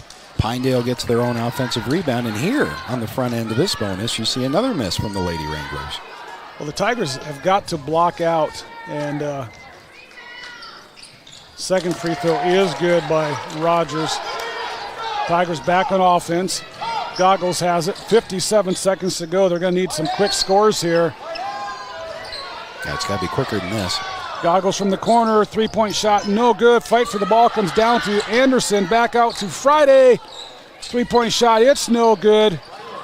And I was going to say that cannot be a foul. That is a travel on Pinedale. That's right, man. You can't foul your own player. Fortunately, everybody's okay. Yeah. That was an awkward collision between the two Pinedale players. Ellen Anderson with the 15-foot shot is good. 38 seconds to go here, and we got a 30-second timeout. We'll keep it right here. Scott, the Tigers down by 7 points. I mean, anything can happen here, but you're going to have to get some steals on the inbound pass. If not, you're going to have to foul right away and hope that Pinedale misses their free throws. But right now it's going to be tough for the Tigers to come back and win this. Yeah, what you need is 3 possessions minimum, and so whatever you do has got to be quick. And you go, as you say, Matt, you go for the steal. And if you do commit a foul, then so be it. It's a matter of whatever you're going to do it quickly. If Pinedale is successfully inbound, you got to foul quickly. If you get that steal, you got to go to the basket and shoot quickly. And I guarantee you Pinedale's going to try and get the ball into Bowers. They get it into Wilson. In the backcourt, there's no call. Finally get a late whistle on. Not sure who they're going to. I think this is a timeout. It was. You're right. Still no whistle on that. Yeah, a lot of contact, as you saw, right in front of the scorer's table. Yeah, it's frustrating when you try to foul. 2 players try to foul and no call, but 32 seconds to go here. Lander has played a tough game. A little surprised with Hayden Goggles did hit a 3. Thought she might fire up a few more three-point shots. Just hasn't had the opportunity to. She's played a great game overall running this offense. Just things haven't gone the way the Lady Tigers would want here in this fourth quarter. I think if you go back from start to finish, I think the one thing I'd point to is rebounding from Lander, having a hard time boxing out. Way too many offensive rebound opportunities for Pinedale. And then the Lady Wranglers, as we knew they would eventually, they got hot, hit 3 consecutive threes to kind of pull away to the margin that they're at right now. Still 32.5 seconds left. Lander needs some, whatever it is, it's got to be quick here on the inbound. Rogers will inbounds it for Pinedale after the timeout. They get it into Bowers, and she's grabbed and hugged by Henderson. They finally call the foul. I mean, to the point where Anderson's got both hands around the Pinedale player, and you're in danger of an intentional foul, but lacking any other whistle. They definitely haven't on this last 2 sequences. The officiating's been a little bit looser, and so you got to get the foul called. And you put the Pinedale's best free throw shooter on the line, Elin Bowers, and she's back up there, makes the first one, back up there for the second. That is good as well. That's going to put Pinedale up by 9 with 29 seconds to go. Goggles has it in the right corner to St. Clair for 3, no good. Rebound comes down to Friday. Her shot's no good. Rebound, offensive rebound, shot no good. Finally, Friday gets the offensive putback after 2 rebounds. That last sequence is kind of how it's been for Lander. Kara Friday with 2 chances at the bunny from right under the basket. She's not going to miss that, but she missed twice. It's kind of a microcosm of how the second half especially has gone for Lander. You just can't believe, these players are capable of hitting these shots. You saw a little of that from Anderson at times. Missing shots from down low that she can make. So it's not maybe one thing, Matt. It's just a compilation of a bunch of little things and then playing a really good team in Pinedale. And I think that's the key there. This fourth quarter, Pinedale, they started doing what they're good at. They hit some of those threes, got 3 threes. They got that lead. Mm-hmm. And then Landers, they've been playing them even since then, but they just haven't been able to cut back into that lead. And, with 15 seconds to go here in this game, Pinedale's up by 7 points. So I think, Lander has nothing to hang their head about, in this game. They have played tough. They've played aggressive. They fought hard, and they're just probably going to come up a little short here, barring a miracle. But I wouldn't want to be playing this Tiger team going into regionals, that is for sure. Pinedale has it, inbounds it to Bauer again. She's just going to hang on to it, and she is finally fouled, and I think this is going to be on Kendall McFadden. No, they're going to call it on Adeline Anderson. That's her 4th. Not as much of a consequence at this point. She also had, as we mentioned, Adeline Anderson had to sit for a good chunk of the first half with 2 quick fouls. Bauer's free throw drops in. That is one plus, I think, is that Lander was able to close the initial gap with their high scorer on the bench in the first half. Second shot drops as well. Again, Pinedale able to get their top free throw shooter the inbounds pass. 55-46. Goggles has it. Turnaround 3 bounces around, no good. Wilson has it. Now she's going to dribble it. Lady Tigers are going to let this one go out. And Pinedale is going to come up with the victory here in a hard-fought game, 55-46. And I think Pinedale got everything they wanted and then some.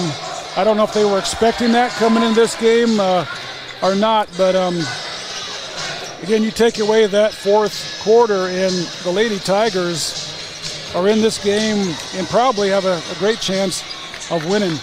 Yeah, 2 or 3 leads, I think, in the third and fourth quarters for Lander after trailing by nearly double digits at one point in the first quarter. This game did not start the way that Lander has started their previous home games that we've seen. And it was just one of those things where the shots aren't going to fall. They were able to claw back into the game as Pinedale was having similar shooting issues as well. So I think a lot of credit to the Lander Lady Tigers in this game. Pinedale just pulling away at the end. Obviously, Matt, you want to win this game, but there is something to when you know you're a pretty good team and you get that loss that you feel like kind of got away from you. You can carry that chip on your shoulder for a little while, and this might be a productive loss. I think that's how you have to coach it, especially is you take this, should we have lost that game? And I'll bet those girls think that they were right in there until the very end, and they can carry that into regionals and the remainder of the regular season. There are times when a loss for a good team can be the best thing that happens to the end of the season. So it's going to be on the Lady Tigers to get over that, snapping that 3-game winning streak and get back on the horse. Great points. Well, let's take a couple minutes time out here, and we'll be back with the Bailey's Tire and Auto post-game show with some final stats, and get ready for the boys' game coming up here in about 10 minutes. You're Edward Jones, financial advisor. Financial investments are very important, but so are the investments of time, patience, and encouragement of our young athletes from their coaches, teachers, and mentors. That's why Edward Jones is a proud sponsor of the Lander Tigers on KOVE. Call John Shade or stop by my office at 824 West Main Street for all your investment needs. Edward Jones, making sense of investing. Member SIPC. RE/MAX All-Star Realtors are proud to sponsor sports across Fremont County for the 22-23 season. RE/MAX All-Star Realtors was founded in 1991 with the goal of doing real estate in a way that would make our clients' lives as easy and uninterrupted as possible. They've completed many transactions involving residential, commercial, vacant lots, farm and ranch, and investment properties, and can help you with any goal you might have regarding any of these today. RE/MAX All-Star Realtors, 938 West Main Street, Riverton. See them online at remaxriverton.com. Central Bank and Trust is a local bank that is focused on technology and convenience. We have a simpler online mortgage application process. You can use your computer or mobile device to upload required documents and sign them online. We have a variety of personal and business banking services. Stop in or visit centralbanktrust.com. We live here. We work here.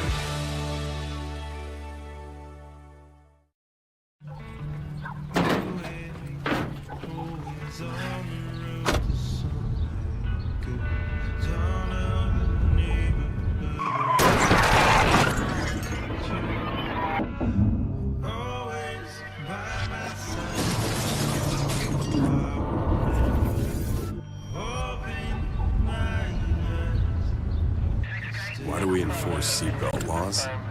Because in real life, you don't get. Proud to support the Tigers and Lady Tigers, we are County10.com. Now back to the ball game. Here's Matt Myers. Matt Myers back here with Scott Fuller in a hard-fought game with the Lady Tigers in Pinedale. They come up short in this one, 46-55. The game was actually closer than that. In fact, Lander Tigers had a 3-point lead in the third quarter. Pinedale hit some key 3-point shots in that fourth quarter to pull away. And you look at this game, Scott, and Ellen Bowers for Pinedale leads the state in scoring, almost 24 points a game. She only had 8 in that first half, 1 3-point shot. She comes out in the second half and just lights it up. Ends up in the second half with 16 points in total in 24, so she makes her average, but she doesn't make her average if she's not on that free throw line. And I thought Lander did a good job against her. Late in the game, though, that's Pinedale's secret. Get the ball to her, run the clock out, and after a while you have to foul the person with the ball or the game clock's going to run out. And it just so happened that they had to foul the best free throw shooter on their team. But Bowers had 24 for Pinedale, Rogers with 9, Lexi White with 8, and Erica Wilson with 7. Those 4 girls seem to have most of the scoring for Pinedale. For Lander, they were led by Adlin Anderson with 18 points and 7 rebounds. Hayden Goggles had 10, and Kira Friday had 8 points that second half, 12 points overall. I thought she fought really hard when Adlin Anderson was not in there. She kind of did her job and definitely produced. And I think one of the things I've seen from Kara Friday is she's another one of these players that has improved as the year has gone on and gotten more and more confidence. But I think if I had to pick a player of the game, you could go with Friday or Anderson. But I think Adlin Anderson, just with her inside game and the rebounding, and Pinedale didn't have an answer for her. I think she has to get that player of the game nod again, and probably will get that many more times as the season goes on. But good contributions from several other players, but the Lady Tigers just fall a little short in this one. Yeah, that's well said, and I would agree with Adlin Anderson with our player of the game. As you say, you could probably pick her for player of the game in just about every contest. She's really the center of the offense. She really opens up, aside from the individual scoring that she can account for and the rebounding and the size down low, she can really open up the guard play for Lander. As I mentioned in the broadcast, also a fan of Kira Friday. I like her as that sort of change of pace guard, to use sort of a football analogy, where you can't lose track of her. And the moment that you lose track of Kira Friday, she's fully capable of shooting a 3. She can drive from outside and down low. I like her defensive play and her tenacity. as well. You could say a great game for Hayden Goggles, really, especially with Anderson on the bench for much of the first half. She was trying to force the issue and found a couple of lanes, driving the ball down low. She's obviously also capable of hitting from the outside. So this is a really fun team, Matt. The girls, Lander girls team is a lot of fun, and I'm really curious once we get to regionals, because every year we see something crazy, right? The top 4 teams make it to Casper and are going to state, and you always see some kind of 1 or 2 win team that finds a way to get there. I think Lander's in a great position, and as I mentioned earlier here in the Bailey's post-game show, you wonder if Lander can't turn this into a productive loss, and it may end up being the best thing that happened to a team like this. Well, next week they'll play Jackson in Jackson. Jackson girls not having their best year by far. And then they play Worland, I think, on Friday. Worland has been beaten by both Lovell and Powell, and Lander beat both of those teams. So those could be 2 games that they can win. They're definitely winnable games and get that confidence back. And then their last game before regionals is going to be against Lyman, who they played really tough. I think they lost by 3 or 4 in Lyman. But again, if you look at the standings, Lander has beat the top 2 teams in the Northwest quadrant. They beat the number 1 team in their own quadrant and just about beat the second team. Pinedale is actually second in this quadrant. So, they definitely have the pathway to get to state because they've beaten some of the teams that are going to be in their way.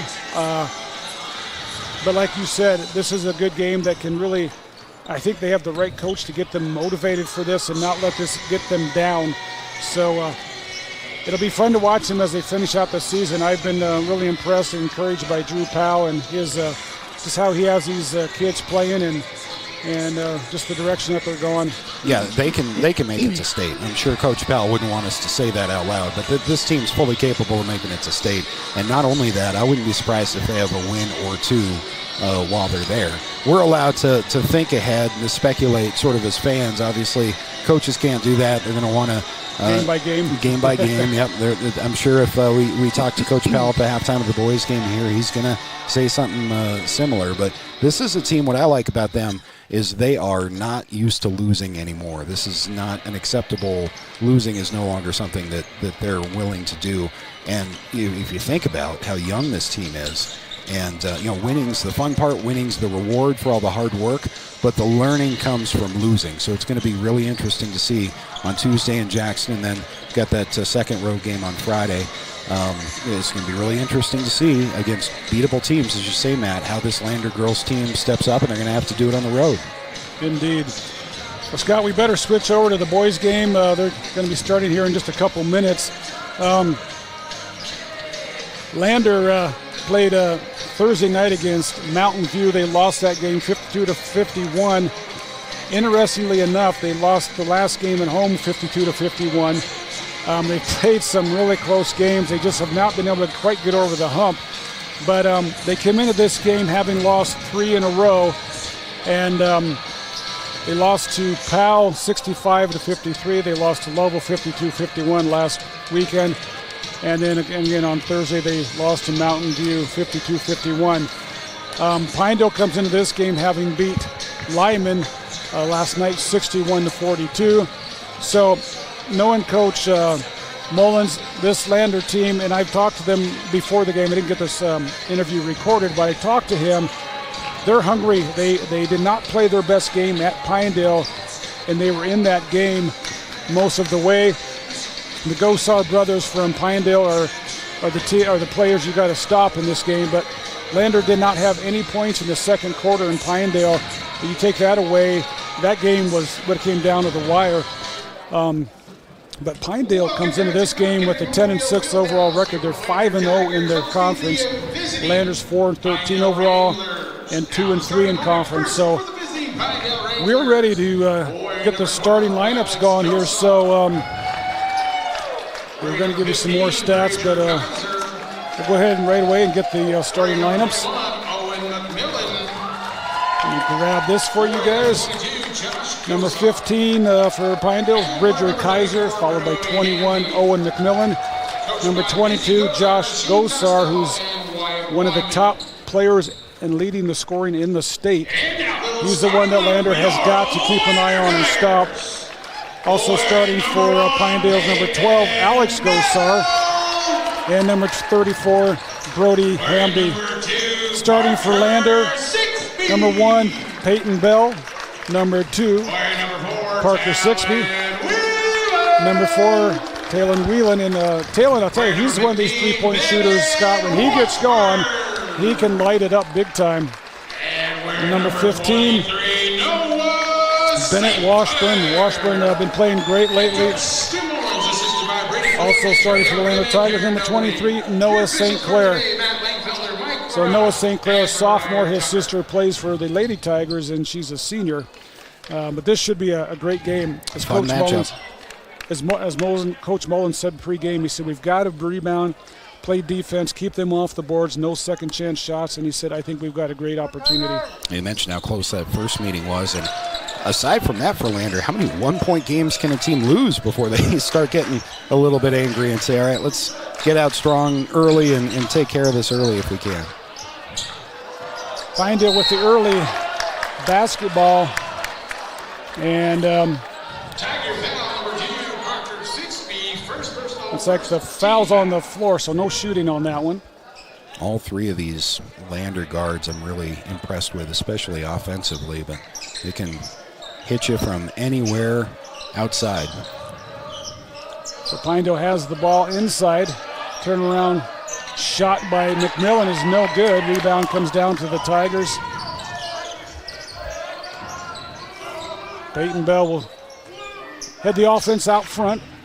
Whelan out to Bennett Washburn. Back to Whelan. Takes a step back for the three, and he banks it in. Still counts for 2. I'm not sure he called that one off the glass, but that'll work. You know, as long as the bank's open, we don't care. Lander back on defense. McMillan out front with it. Left side to Hamby. Inside pass to Gosar, loses the ball. And Tigers come up with it. Whelan back on offense. Corner pass to Washburn. Back out to Sixby. Drives in the lane, nothing there. Left side to Washburn. Tigers just running their motion offense. Sinclair has it inside, and turnaround shot is good. Great start for the Lander Tigers, 2 for 2 on their first possessions of the game, and showing some pressure defensively now. Pinedale drive inside is no good by McMillan. We got a foul on the play. 23, Noah St. Clair, first personal, second team foul, at the line shooting. Looks like McMillan will be at the line shooting 2. That foul was on St. Clair. If it's like most Lander boys games of late, you'll see not just pressure, but all kinds of different full court pressure. There's a lot of combinations they like to use to trap and disrupt things in the backcourt. Second free throw is good as well. 5-2, Lander up early in this one. Just underway here at the boys basketball game. Lander and Pinedale going at it. Pinedale, the number 4 ranked team in the state. So I know Lander has a chip on their shoulder after the last game. Bell for 3, that's good. And I'll tell you, Scott, if Peyton Bell and Whelan get hot on these threes, this is going to be tough for Pinedale.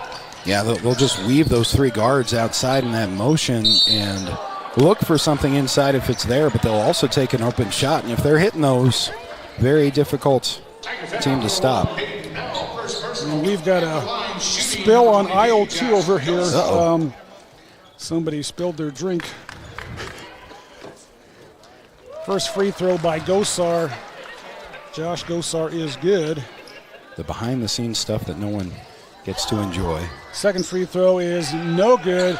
Offensive rebound by Pinedale is, that's by Bridger Kaiser. Thought he went over the back, but no call there. So back to the free throw line now. Bridger Kaiser. Hopefully we'll get this cleaned up over here as this spill is coming my way. First free throw is good. I apologize for the distraction here. That was an expensive drink that went on the floor. Second free throw is good as well by Kaiser. 8-4, Lander up here early in this game. Whelan has it.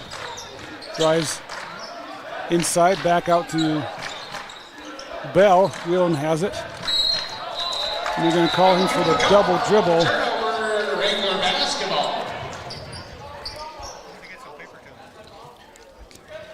It's only the first negative possession of the game for Lander, and you see now that trap, which is fairly easily broken by Pinedale. Wranglers with it. Hamby has it. Right side to Gosar. Lost it momentarily. Gets it back out front to Alex Gosar. Now the Gamby has it. Looking inside. Pass is good. Excuse me, the shot is good by Kaiser. Nice pass inside. 8-6. Lander still up here by 2. 5:11 to go here in the first quarter. Tigers working their offense. Sixby's going to drive, puts a shot up in the lane, and it almost went in. But he's fouled on the shot. Sixby's dangerous, especially from that outside all the way across the paint. In this case, it was left to right. And Matt, he put just almost enough English on that to get it to fall, but he will have a chance for 2 free throws. First free throw on the way is no good.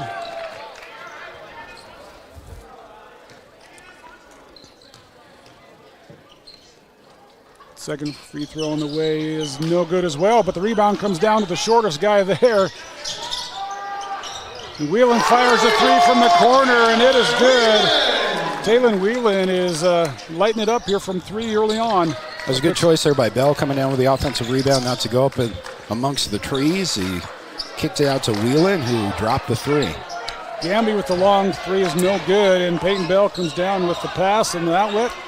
Tigers back on offense here. Back to Bell in the corner. Now Washburn has it out to Whelan. Dribble driving inside, passes it off to Sixby. Shot is good. That's a lot harder shot than Sixby made that look right there. That was a beautiful cut in the lane. Great example of ball control and not losing control at the end of the play. Beautiful off the glass, forcing a Pinedale timeout early. Yeah, Lander's off to a good start here. They're up 13-6, and they're playing, I think, the way we expect Lander to play. Again, if you would have seen that game in Pinedale, really neither team could hit a shot in the first half. It was like somebody put a cover on the basket in that game, and then finally in the third quarter, Pinedale, they got hot. Lander got on fire for a while, but then Pinedale got hot. And like Coach Mullen said, we've just got to stop their, not only Josh Gosar, but we got to stop their three-point shoots. Well, a shoot's a shot, right? But if my wife is listening, she'll get a kick out of that. We used to broadcast together, and you get some of those slip-ups after you've talked all day for many days. Oh, yeah. Tigers putting on the press, but the Pinedale Wranglers break it. Now they get the ball back out to one Gosar. Gamby has it out front. Inside to Alex Gosar. His shot is no good. Turnaround rebound shot is no good by Pinedale, but they get the offensive rebound again. Back outside to Josh Gosar. His shot is no good. And the Tigers come down with the rebound.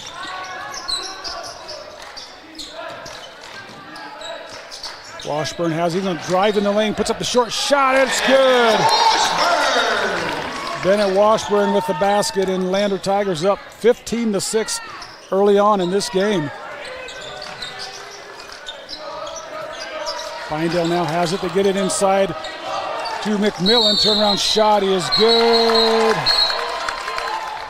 Well, the underneath official called a charge. He's being overruled by the official at the top of the key, who was also further away from the play.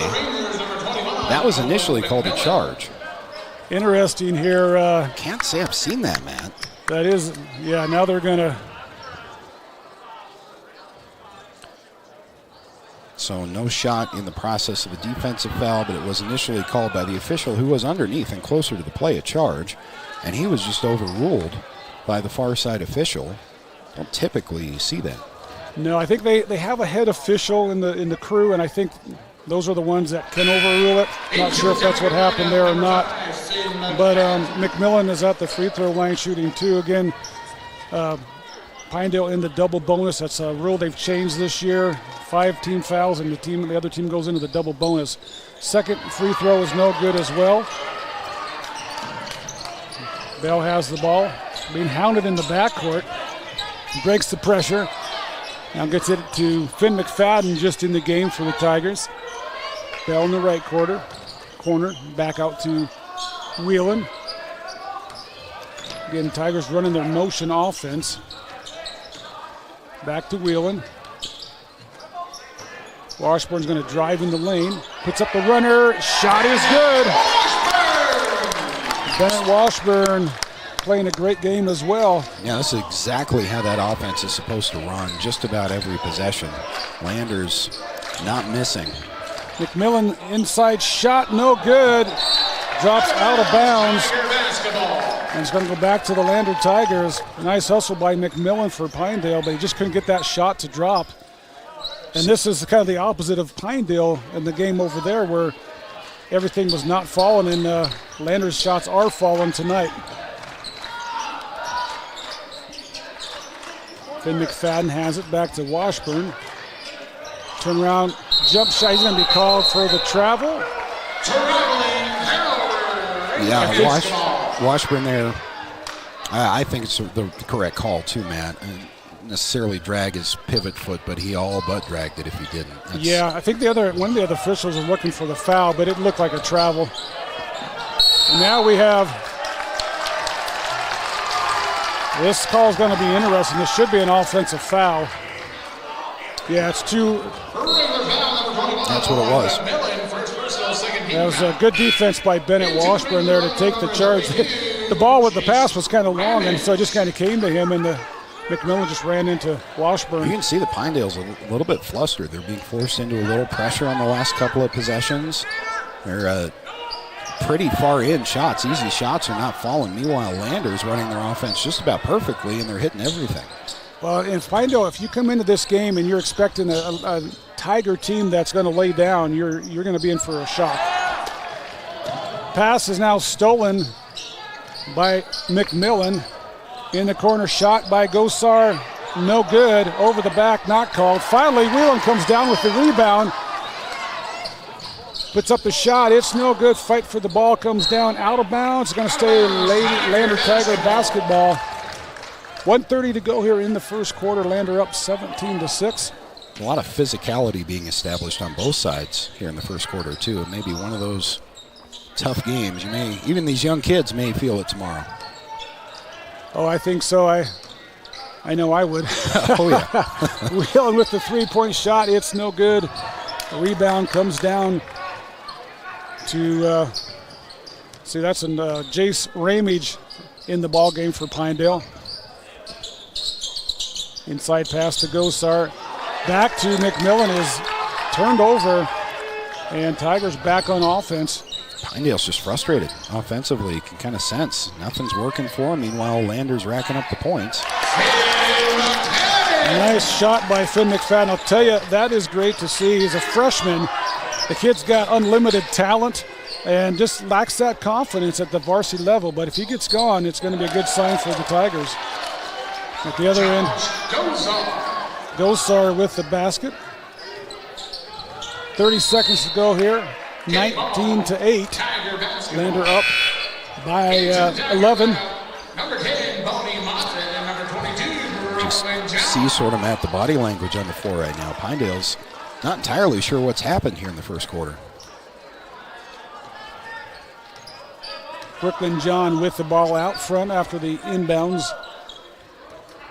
Back to McFadden. Looks like Lander's going to play for one shot here. Now John drives. Nobody picks him up. Oh, the shot is no good. And it's going to go out of bounds to Pinedale. Boy, I thought that shot was going to drop, but it doesn't. There is such a thing, Matt, as being too open, where you're going up and you're expecting something and expecting contact and you don't find any. Sometimes that can throw your process off. Pinedale back on offense. Gosar with the shot. It's no good. Ball goes out of bounds. So we got a foul here, it looks like. No, against Pinedale. So McMillan coming over the back. He's crashing those boards, but he's doing it at the expense of the fouls. So 1 second to go here. John has it, throws up the shot, and just about took out some fans in the left corner. But after 1 quarter here, we've got the Lander Tigers up 19-8 over the 4th-ranked Pinedale Wranglers. Good start for Lander. We'll be back after the 60-second timeout. John Shade, your Edward Jones financial advisor. Financial investments are very important, but so are the investments of time, patience, and encouragement of our young athletes from their coaches, teachers, and mentors.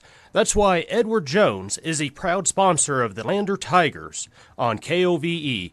Call John Shade or stop by my office at 824 West Main Street for all your investment needs. Edward Jones, making sense of investing. Member SIPC. Elevate Rehab's founding principle on you is evident from your first visit to the last. Our practice model ensures treatment as you deserve, a private one-on-one session with a licensed therapist the entire visit, every visit. All therapists hold advanced credentialing, including 2 certified hand therapists, an orthopedic clinical specialist, an MDT therapist, as well as pelvic floor and pregnancy rehab offerings. With over 100 years of combined experience between our 7 clinicians, Elevate is your ticket to health. Find us in Lander, DuBois, and visit our website or Facebook page. Choose Elevate Rehab to elevate your outcomes. Back to start the second quarter, Matt Myers with Scott Fuller here on the County 10 Sports Network. Taylor Wheelins fires up the three-point shot. It's no good. Pinedale comes down with the rebound. Pinedale up 19-8, or excuse me, Lander up 19-8. Now McMillan fires a three. Now, kind of similar to the girls' game. We know Pinedale's ranked for a reason. They're not going to stay cold forever. Offense, Lander back on offense here. Brooklyn John drives baseline, puts up the shot, and it's good. Tricky shot by Brooklyn John goes in. Gamby at the other end fires a shot, no good. The rebound is run down by Brooklyn John. Peyton Bell with it. Has it out front to Whelan. Back to Bell. He drives in the lane. Puts up the scoop, and they're going to call him for the travel. Yeah. That, again, is a good call. Peyton Bell changed his mind on which was going to be his pivot foot as he picked up his dribble in the lane. Can't do that. It was a nice move. It was pretty. Just one too many steps. Lander giving the full press to Pinedale. Now the inside pass is stolen, but right back with it comes Josh Gozar. He got a real early Christmas present on that one. Or a late one. Tigers break the pressure. Now they get the pass stolen by Gamby. McMillan has it back to Gamby in the corner. They look at the pass inside, and I think that's Kaiser with it. He scores and he's fouled. And Scott, that pass went inside, and the Tigers, nobody was there, and Lander had a chance to get it, and nobody was looking. Yeah. Yeah, the play can develop really quickly, and that's why it's important to be aware of your body position on the floor, especially defensively at all times. Lander up 21-16, the inside pass to Washburn. Now we're going to have a jump ball. That was a great play by Washburn just to corral that and prevent a turnover. Ends up effectively being a turnover with a possession arrow to Pinedale. We got a timeout here by the Lander Tigers. A good time for a timeout as well. Yeah, I agree, Matt. You feel Pinedale starting to feel things a little bit offensively. Meanwhile, it's not as efficient offensively for Lander the last couple of possessions. Having a little bit of a hard time breaking this pressure that Pinedale has brought out. Yeah, it's been one of those periods where they're starting to get their rhythm going, and Lander had a few turnovers to help them out in that regard as well. But Lander still up 21-16. They were up by 11 to start the second quarter. We got 6:16 to go here in the second quarter, so we'll see how this timeout, if it helps settle the Tigers down or what happens going forward. Just want to mention State Farm agent Justice Jacobs is a proud Tiger Athletics supporter at State Farm. They are there to protect your future. Call today at 332-2530 or stop by their Main Street office in Lander. Justice Jacobs. Pinedale will get the ball back after the turnover, or the jump ball, excuse me. Gamby has it in the corner, fires a three-point shot, no good. Thought he was going to get his own rebound. Tried to get his own rebound, and he's going to foul Brooklyn John. So Regular foul number 34, Brody Gamby. First personal, first team foul. So that is only Gamby's first foul. We're still cleaning up this drink that was spilled next to us. Now the Tigers throw the ball away again on the press. And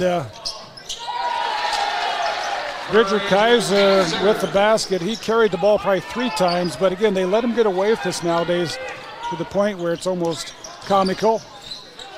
Pass is not going to be tipped away out of bounds. Going to stay Lander Tiger basketball. Mentioned Matt, Lander is having a hard time with that. It's almost a three-quarter court, 3-2. It's nothing too fancy, but it's really broken the timing and the rhythm of the Lander offense. Brooklyn John has it in the right corner.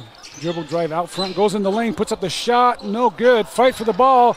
There is Bennett Washburn. Nice offensive rebound by Washburn. At the other end, McMillan loses the ball. Wow, they're going to get him for the offensive foul. That was, I thought they were going to bail him out because the shot was not going to go in. And that's McMillan's third foul, so that's key for Pinedale. He has been one of their main scorers here in this first half. Yeah, very early in the second quarter for that third foul. Lander breaks the full court pressure. Whelan has it back the left side to Peyton Bell. Drives in the lane, back out to McFadden. Back to Peyton Bell, fires a three-point shot. It is good, Peyton Bell. It's his second three-point shot in this half. Tigers back up 26-18. Pass inside to McMillan. Shot no good. Rebound by Washburn. Key to Lander's success when they've had it is the one and done. Defensively and on the glass, forcing a one-shot possession for Pinedale. That's worked out well for Lander. When they start getting the second and third chances is when Pinedale has found most of their points. And Pinedale, some of their numbers are hard to see, so I'm getting some of these players' names mixed up, and it's because of their. It's hard to read their numbers. Speaking of Christmas, yeah, it's kind of a red on green. It has that candy cane look to it. Yeah, it does. Kind of nice uniforms, but we broadcasters love really contrasted numbers on the jerseys. We sure do. Don't always get them. Taylon Whelan's going to go to the free throw line after being fouled, and he connects on the first one. And Scott, that timeout was very crucial, and you can see how the Tigers have calmed down. They were getting back in their rhythm. Yeah. And they're back up by 9. Second free throw on the way is no good. And Josh Gosar gets the ball up to Sletton. Right side to the other Gosar. Now the ball is going to be knocked away, and we got a foul on Parker Sixby. Tiger foul number 2, Parker Sixby. What do you think, Matt, of this new double bonus rule? The new bonus rule, 5 team fouls in a quarter. What I've seen so far, I don't like it because it just seems like you're rewarding the other team too soon. It's like, they get 2 shots, and instead of having to earn that one-on-one. See if that was a shooting foul or not. The one thing I think it has done, I would agree to your points too, Matt, it has effectively sped up the games, which I think was one of the intentions, eliminating the single bonus. Bell's going to be at the free throw line for the first shot. It's good. He was fouled on the drive. That was a shooting foul then. Second one on the way. Looks good, and it is. And just like that, Lander's back up by 11. 29-18 with 3:57 to go here in the second quarter. Pass is saved out of bounds by Pinedale. Now Gosar from the corner hits it. That's Alex Gosar, the younger brother of Josh Gosar. Tigers again break the press, and Peyton Bell's going to be fouled as he just went by timeline. That is number 5, so that bonus situation that we were just describing with 3:38 to go still in the half. Lander is in the bonus. First free throw is good by Bell. Peyton Bell, a good free throw shooter. Second shot on the way, looks good. It's long and no good. Pinedale will come up ahead with the ball, trying to force the ball, but it's stolen. Whelan has it. Inside pass to Bennett Washburn is tipped out of bounds. Pretty spin move there at half court. I think maybe trying to push the issue at the end of the play. Fortunately, Lander retains possession, but Pinedale had caught up defensively there. Tigers back on offense. McFadden has it out front. Dribbles in the lane, nothing there. Gets it out to Whelan at the top. Back in the corner to St. Clair. He loses the ball. It's tipped away, and Pinedale comes up with it. Gosar has it at the top of the key. Left side to the other Sletton. Right corner to Gosar. Fires a three, and no good. His brother gets the rebound, tips it back out. Pinedale's going to reset their offense. Inside pass to Kaiser. Drives to the basket and he scores. And Bridger Kaiser is by far their leading scorer here in the first half. Lander still up 30-23, 2:30 to go here in the first half. Looks like a three-point shot by Whelan is no good, but Washburn gets the offensive rebound, hands it back off to Whelan, and they're going to call a foul. Boy, that's a close one. I thought that was all ball, but again, this is a thing, Scott, is sometimes you think, boy, the officials are missing these calls, but it usually does even itself out. It does. It does. That's a great point. The officials obviously aren't going to get every call right, but if you keep playing and you adjust as well as you can to what they're calling, officials will give you they know if they've missed a call, and they will give you one back at some point in the game. It's kind of an unwritten official rule of all sports. Whelan makes both free throws, so Lander back up by 9. Again, Pinedale pushing the tempo here. Now the Pinedale Wranglers are going to set up their offense. Slutton has it out front, gets it inside to McMillan, or Kaiser, excuse me, and Kaiser scores again. He's getting away with a lot of time in the key, but no call there. We haven't seen that called in either game, in the girls' game or so far the boys. Lander back on offense. Bell has it out front. Left side to McFadden, nothing there. Now the ball's tipped away. Gosar has it, goes up, and he is fouled on the basket. Nice hustle by Josh Gosar to steal that pass and then go up for the layup, and he was fouled on the shot. I got to credit the Wranglers for staying in this game. They're resilient and trying to fight back from what was 11-point Lander lead, I believe, early on. And this press has given the Tigers some fits. The turnovers are killing Lander right now, but they're still up 32-28. They've had that lead back to 11 in this quarter, and then Pinedale has just nibbled away at it. 32-28, again, Lander up by 4, 1:15 to go in the first half. Three-point shot by Peyton Bell is good. Just what the doctor ordered in that case. He is feeling that shot today. That's his third, I believe. Yep. Wranglers with the basketball. Out front to Sletton. He throws the three-point shot up, and it's good. And both teams exchanging the three-point shot.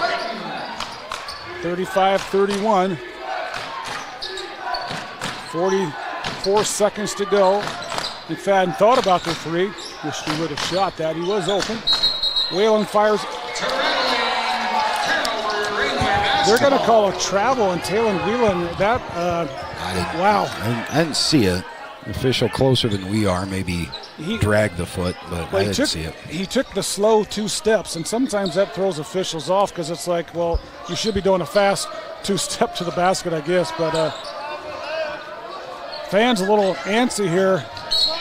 Now we have a drive to the basket by Josh Gosar. And he scores, and he's fouled by Finn McFadden. Finn had his position. Yeah, when you get controversial calls either way and you get a physical game like this and you've got threes flying all over the place, this second half might be the energy in the building has definitely started to rise. Now it's down to a 1-point game with 15 seconds to go. Tigers going to hold here for the last shot. Whelan has it out front and drives, turns back out to Bell, throws up the shot, no good as time runs out. I think he had a little bit more time than he thought. Yeah, when he let that go, he had 2+ seconds, definitely enough time to catch and shoot. Tried to throw up the shot as he was in the air. And that's going to be the end of the first half. Fast first half. Lander hanging on here to a 1-point lead at the end of the first half, 35-34. Pinedale outscored Lander in that second quarter, 26-15. Wow. So they definitely came back strong there. And the second half, like you said, it's going to be interesting. The energy kind of drained from this building. Just, again, some turnovers that cost the Tigers, and Pinedale just scrapping their way back into this. So it should be an interesting second half. Why don't we take go ahead, Scott. Yep, yeah, just to echo what you were going to say, Matt, there. It's you knew Lander wasn't going to run away with the game. This Pinedale team is ranked for a reason.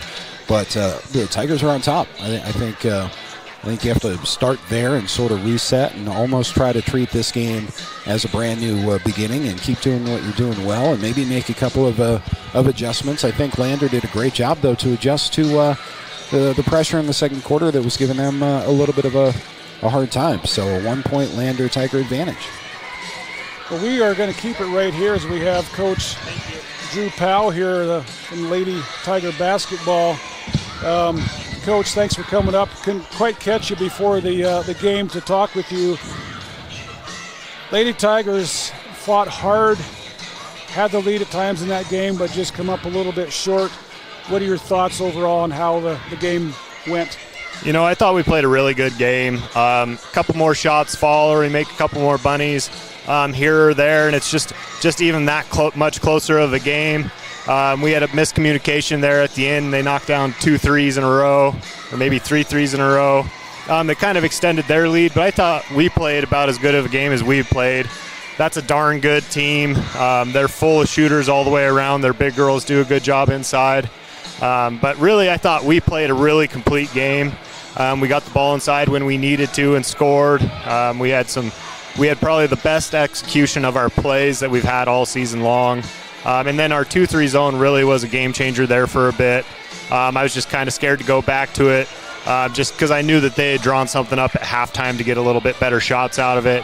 And I didn't want to give up those 3-point shots that I know that they can knock down because they're such a great shooting team. Yeah, Scott and I both were noticing how when you they called a timeout to adjust to what you were doing, and you put the 2-3 defense out, and they just looked totally puzzled by that and didn't really have an answer for it. You held Bowers in the first half to 8 points. She only had 1 3-point shot in that first half, and they really didn't have an answer for Adeline Anderson. I thought when you guys were able to get her the ball, she could pretty much do what she wanted. Yeah, she did great down there. She had to work really hard to get the ball sometimes, but that's just kind of what it is being in the trenches. Nothing comes easy down there, and I thought she did a good job finishing. Friday also was down there for a while in the first half, and she did a really good job. And then if we just knock down a couple more shots, I mean, it's a whole different ball game, but we were shooting wide open shots, and when it's wide open, I want them to shoot the ball. They need to get that confidence in themselves that when they're open, they need to let it fly because that takes some of the pressure off the inside as well. And then, that 2-3 switch into it was huge. We just kept running them off the three-point line, and they weren't quite sure what to do early. But, overall I thought it was a pretty darn good game. Yeah, and I, as a spectator watching your team play, I wouldn't want to be playing your team at regionals. They're dangerous. I think the overall record is not indicative of how well they were playing. You've got them, I believe, playing their best basketball at the right time of the season. You've beat, two of the top teams in the North Quadrant. You've beaten Mountain View, played Pinedale really tight. So it's going to be fun to watch how this season ends. But again, this game you had contributions again from Anderson, from Friday, from Hayden again. And, and it's easy to look at the points and say, well, those are your three top scorers. But also, Kendall McFadden hounding Bowers in that, for that first half, 3 quarters, and just, being in her grill and making her work for everything. Mulholland had some really good key offensive rebounds and did a good job there. And like you said, just come up a little bit short.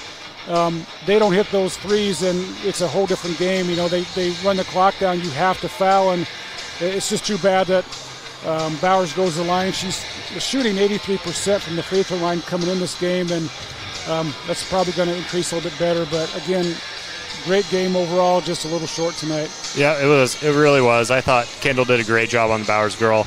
I counted as 18 points because she got to shoot those last 6 at the end and knocked them down.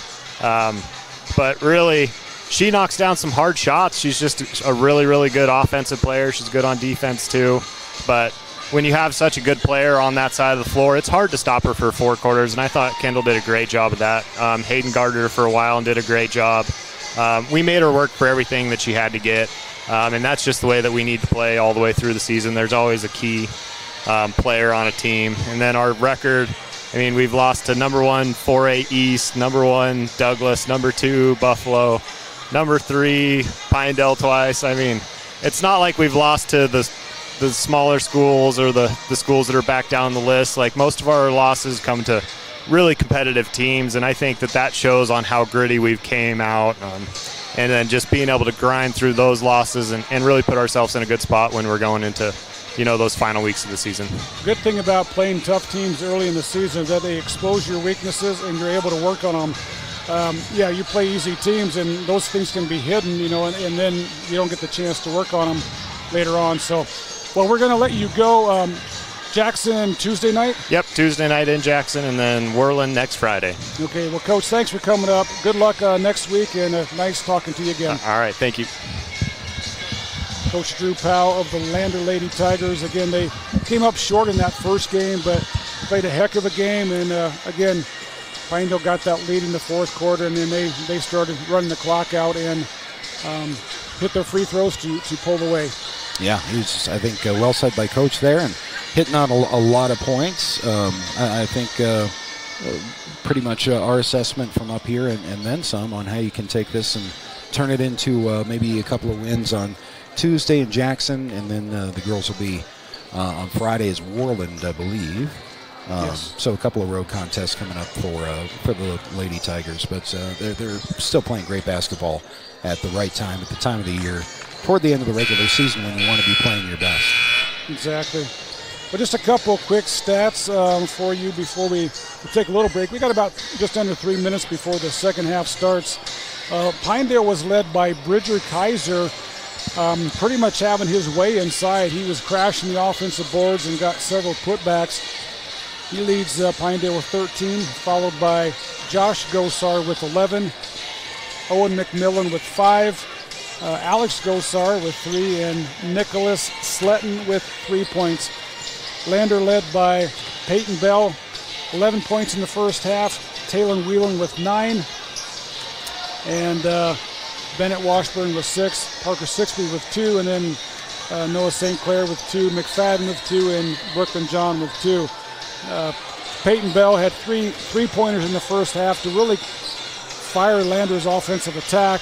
Taylor Whelan has a couple early threes and then kind of cooled off. So it'll be interesting, Scott, in the second half to see how Lander comes out. Like we mentioned, they gave up a 11-point lead in that second quarter. They're still up by 1, but sometimes that can be like a gut punch, and it's how do they respond going in the second half? Yeah, I mean, obviously, Pinedale, a great team, and they clawed their way back in. I think you don't have to change a whole lot. If you're Lander, you might have worked a little bit on breaking some of the three-quarter court pressure that Lander saw that gave him a little bit of trouble toward the beginning of the second quarter. But the main thing for Lander, the key to victory here in the upset, is going to be running your offense effectively, getting those good looks at the basket, and then defensively, especially on the defensive boards, forcing Pinedale with a one-and-done possession, not allowing them the second chances in the offensive rebounds. I think if Lander can do that, they're positioned to make it interesting here in the second half. I totally agree. I think there was several chances where Pinedale shot the ball, got that offensive rebound, and got the putback, and sometimes was fouled. And those are momentum killers. As a coach, you see that, you kind of cringe, but they had several players that were crashing the board. Kaiser was one of them, and McMillan. They both were hitting those offensive boards, and you got to put a body on them and block out. And they're very athletic. They're not the tallest, but they're very athletic, and they're quick, and they can jump.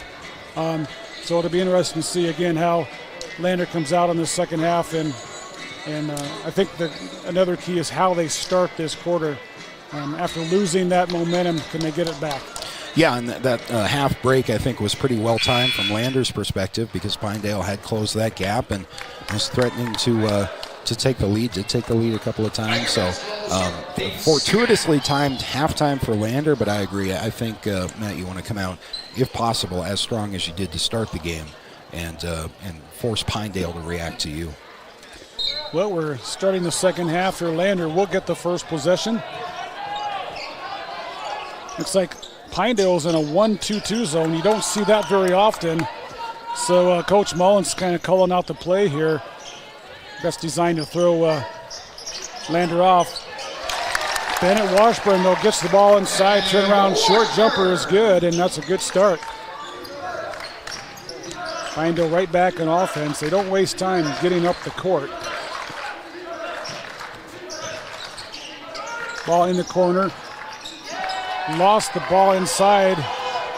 Peyton Bell has it. He's going to go up and finish on the steal. And just like that, Josh Gosar brings the ball back for Pinedale. Gamby has it out front. Almost lost it, but retained possession for Pinedale. Josh Gosar with it out front. His younger brother, Alex Gosar, is out there as well. Kaiser drives baseline, and he's fouled. Tiger foul, number 2, Parker Sinsby, fourth personal. Not a bad foul, though, I don't think there, Matt. So far, so good for Lander defensively, forcing Pinedale to make a lot of passes in this possession and run their offense, maybe run through 2, maybe 3 set plays. The only bad thing was that foul was on Sexby, and that is his fourth, so McFadden has to come in to replace him. And now we have another foul underneath as, again, Kaiser with the offensive rebound. And it's that point we just mentioned about second chance opportunities and just fundamental, grade school basketball of boxing out. Kaiser hits the first free throw. Sinclair has to come out. That was his third foul. Second free throw is no good by Kaiser. Lander with the rebound. Press on. McFadden breaks it. Back out to Whelan. Back to McFadden. Lander up 39-35, just underway here in the third quarter. Again, Pinedale looks like a 1-2-2 zone. Now they get inside to Bodie Moffitt. Turnaround shot is no good. It's blocked, but they're going to call the foul. To the line to shoot 2, number 10, Bodie Moffitt. What's interesting, Matt, about the 1-2-2 as well is Lander has so far gone away from their motion, maybe in response to the zone. Free throw on the way is good by Moffitt. Bodie Moffitt not getting a lot of playing time until recently, and he's definitely capitalizing on it and doing a great job out there. One thing I've noticed too, Scott, is as Lander's passing, that inside is opening up. Yeah, I think that's what Lander's looking for with their motion. second free throw is no good, but right there for the putback is Peyton Bell, the shortest guy out there, 5'4", out-rebounded the defense and put it back in. Pinedale back on offense. Gosar with the putback is good. Josh Gosar. Another offensive rebound for Pinedale. 5-point game, Lander up here. Pass up ahead to Whelan. Going to drive to the basket, puts up the shot, it's good. Kalen Whelan with this 30-second time. with the basket. We got a 30-second timeout here by Lander. We'll keep it right here, but Scott, this is what we were thinking Lander needed to do to get going here in the second half, and they're getting this lead back up. It was 1 point, it's now up to 7. If they can just get those rebounds block out and limit the turnovers. Yeah, it's otherwise just about a perfect start to the second half. Just what the doctor ordered for Lander, but it's those second chance putbacks that Pinedale's getting that really is the only thing keeping them in the game right now. They're trying that trap. It's looked really effective, but Lander's full of a bunch of good ball handlers and passers, and they've been able to break it. So going well for the Lander Tigers right now. You'd like to see some boxing out on the defensive end, and Pinedale has to find some kind of a scoring answer here. Pinedale will get the ball back, inbounds it. Get it to McMillan, up ahead to Josh Gosar. Nothing there. Get it inside again to McMillan. Left side to Kaiser. He's going to fire a long three-point shot, and wow, drains the three. And Kaiser. Not a whole lot you can do about that. That's a pretty shot, and that was a good, I don't want to say 2 feet beyond the three-point line. Yeah, exactly. They're guarding him pretty close, but when you hit a shot like that, you just kind of got to tip your hat. Tigers back on offense. Whelan drives in, gets it to McFadden. Back to Bell out front. Washburn's going to drive. Puts up the shot on the baseline, no good. Moffitt fighting for it, and the ball's going to come down to Pinedale. Up ahead to Kaiser. Looked like he traveled, but no call. Gosar from long range three, no good. Rebound comes down to Finn McFadden. And that's what the Tigers got to do on those shots, is get that one and done rebound. Yeah, great job on the three-pointer. Can be a long, strange rebound, but the Tigers in the right position to grab it. Fadden has it. He drives in the lane now in the corner to Washburn. He's going to drive in the lane, puts up the short shot, and it's fouled, and the shot is good. Basket is good. I really like Bennett Washburn and what he's able to do all over the floor. He's sort of their de facto big man for the Tigers. He's not going to be the biggest player that the Tigers will play against, but he's valuable enough everywhere else. That drive all the way from outside, sweeping across the lane, and then finishing the basket. He's got a nice little jump hook shot that you can't block either, and that's he converts the three-point play. Lander back up by 7 again, 47-40, 4:33 to go here in the third. Another long-range three-point shot. This time is no good by McMillan, and the Tigers back on offense. As long as Lander's rebounding, they're going to give them that three all day. As long as they can get that box out, do a one-and-done possession for Pinedale. That's not what they need right now. Whelan has it. Crossover drives, puts it in the middle, puts up the shot, and it's good. Whelan with another basket, and Lander Tigers got that momentum back, and Bennett Washburn's got to be careful there. He might break a rib. That was a nice chest bump with the assistant coach. The coach has got to be careful. He gets wrapped up in the emotion of the game, and you forget how old you are sometimes. Yeah, I'd be in the hospital after that one. Washburn's had a great game, though. He really has, and he's been key here in the second half. But just his presence and how he's able to do what he does from all over the offensive floor is really tough to account for. Yeah, they're not stopping him when he gets that ball and he's driving to the lane. He's just kind of like backing in, and then he has that nice little jump hook, and they can't stop him at this point. It's kind of like Adeline Anderson in the girls' game. Yep. They didn't have an answer for her either, and so nice thing too is that if they start collapsing on him, you've got some good three-point shooters from this team that can also hurt you from the outside. Exactly. It opens up everybody else. They're going to have to start trying to account for Washburn somehow. He's been effective enough here in the first part of the second half. We're back from the 30-second timeout. Again, Lander back up by 9, 49-40. 4:06 to go here in the third quarter. Gosar within the back, just breaks the midcourt pressure and drives down the lane. Dishes it off, and we got an offensive foul. Nice job by Bodie Moffitt. Josh Gosar, second personal, third team foul. So that is, it's only Gosar's second foul, but what a charge and defensive play there. Lander back in offense. Back out to McFadden. Now Washburn has it. He's going to drive inside. Turnaround jump shot is, they're going to call him for the travel on that one. Might have took that extra step there, but again, a nice move.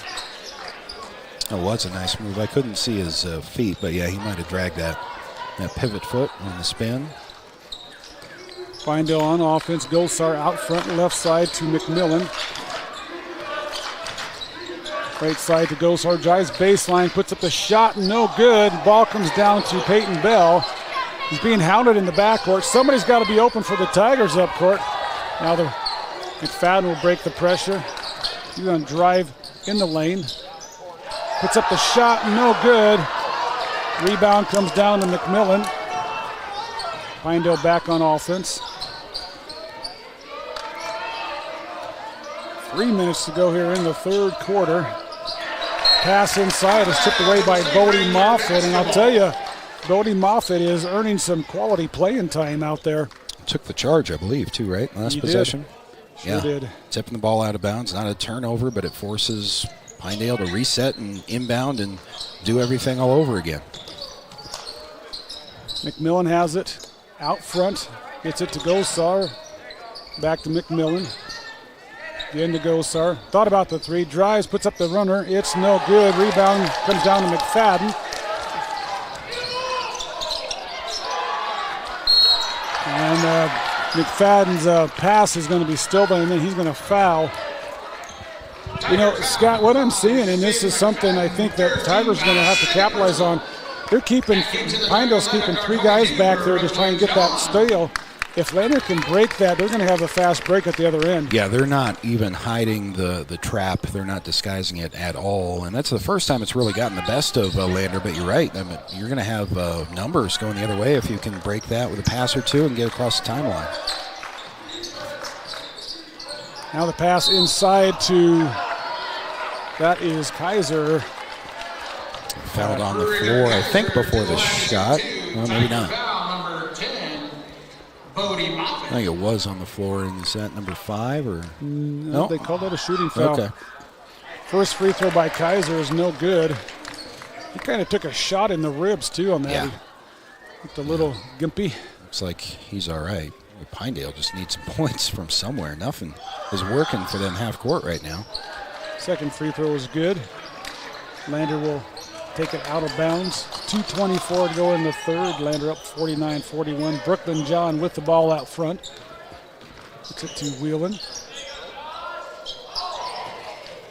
Pass is tipped away, but McFadden runs it down. Pinedale has hands everywhere. McFadden puts up a shot, and he's going to be fouled on the drive. I like to see that from Finn. I've watched him last year and actually played him against him basketball on the playground. The kid is amazing. It's good to see him driving. Free throw is good by McFadden. We'll get another one. Lead back up to 9, 50-41. Second free throw on the way. It bounces out, no good, but there's Peyton Bell. And again, you know, this is what Mountain View did to Lander on Thursday. They had quickness everywhere, and that's clever by Bell because he really didn't have position. He just kind of came underneath, and ball came to him, and he just hung on basically for the ride there. Yeah. But he is, you mentioned at 5'4", he's fearless.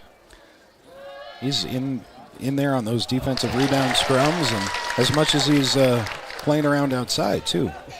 People don't realize how high this kid can jump too. He gets up in the air seriously high, and second free throw is good as well. Well, Lander in a comfortable position right now. Don't want to get complacent, but they are in control of the game, and they can dictate the tempo, and now it's on Pinedale to try the pressure into. They've got that lead back to 11 points that they had in the first half, which is a good sign for Lander as well. Ghosts are out front. Looks like the Tigers, looks like we're in a 2-3 zone, I'm not sure. Pass was almost stolen. Now out front to Kaiser. Ball tipped away. Pinedale gets it back. Now the ball's on the floor, and again, Pinedale comes up with it. Great job in the half-court defense by Lander, just making things uncomfortable for the Wranglers. Now inside, Kaiser gets the pass. He's fouled on the short shot. Number 15, Richard Kaiser. Tiger foul number 10, Bodie Moffitt. They got Moffitt there. That's one where you leave your feet and there's nothing you can do about it. Flying through the air and say, oh no, shouldn't have done that. Kaiser's first free throw is good. He's back up there for the second one. It's good as well. Made his last 3 free throws. 52-43. Lander back on offense. Bell with it out front. Looks like Pinedale's going now to the man-to-man. Bell has it, drives in the lane, puts up the runner.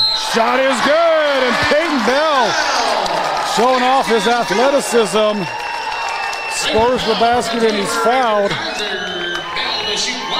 Man-to-man is really tough against these 3 guards, especially for Lander, led by point guard Peyton Bell. They're just two good ball handlers. It's a tall order to go man-to-man against these guys. Free throw is no good, but Brooklyn John comes up with it. Passes it inside to Bennett Washburn. Turnaround shot. It's good! Bennett Washburn with the offensive shot. Lander up 56-43 here now. Biggest lead of the game. And cross-court pass almost stolen by McFadden, but he's going to be called for the foul. 15 foul, third personal. Yeah, things getting uncomfortable a little bit here for the Wranglers. Lander, even when their full court pressure isn't effective, their half-court defense this second half has been pretty great. Oh, Nick Millen misses the first free throw, and again, he may be the guy to look at if you need a foul. He's 2 for 5, shooting 40% on the night, has missed his last 3 free throws. Second free throw on the way, bounces around, and it's no good as well, and there's Peyton Bell with the rebound. Yep, Pinedale has this, like you said, it's a 3-court press, and they have 3 guys out there. It's like a diamond pyramid press, if we can call it that. Whelan has it in the corner, and we have a timeout. Smart timeout by Mullins as Lander looked like they were trapped in the corner, and it's a full timeout. So why don't we take a break here as well, send this back for a quick timeout. We'll be back after this message.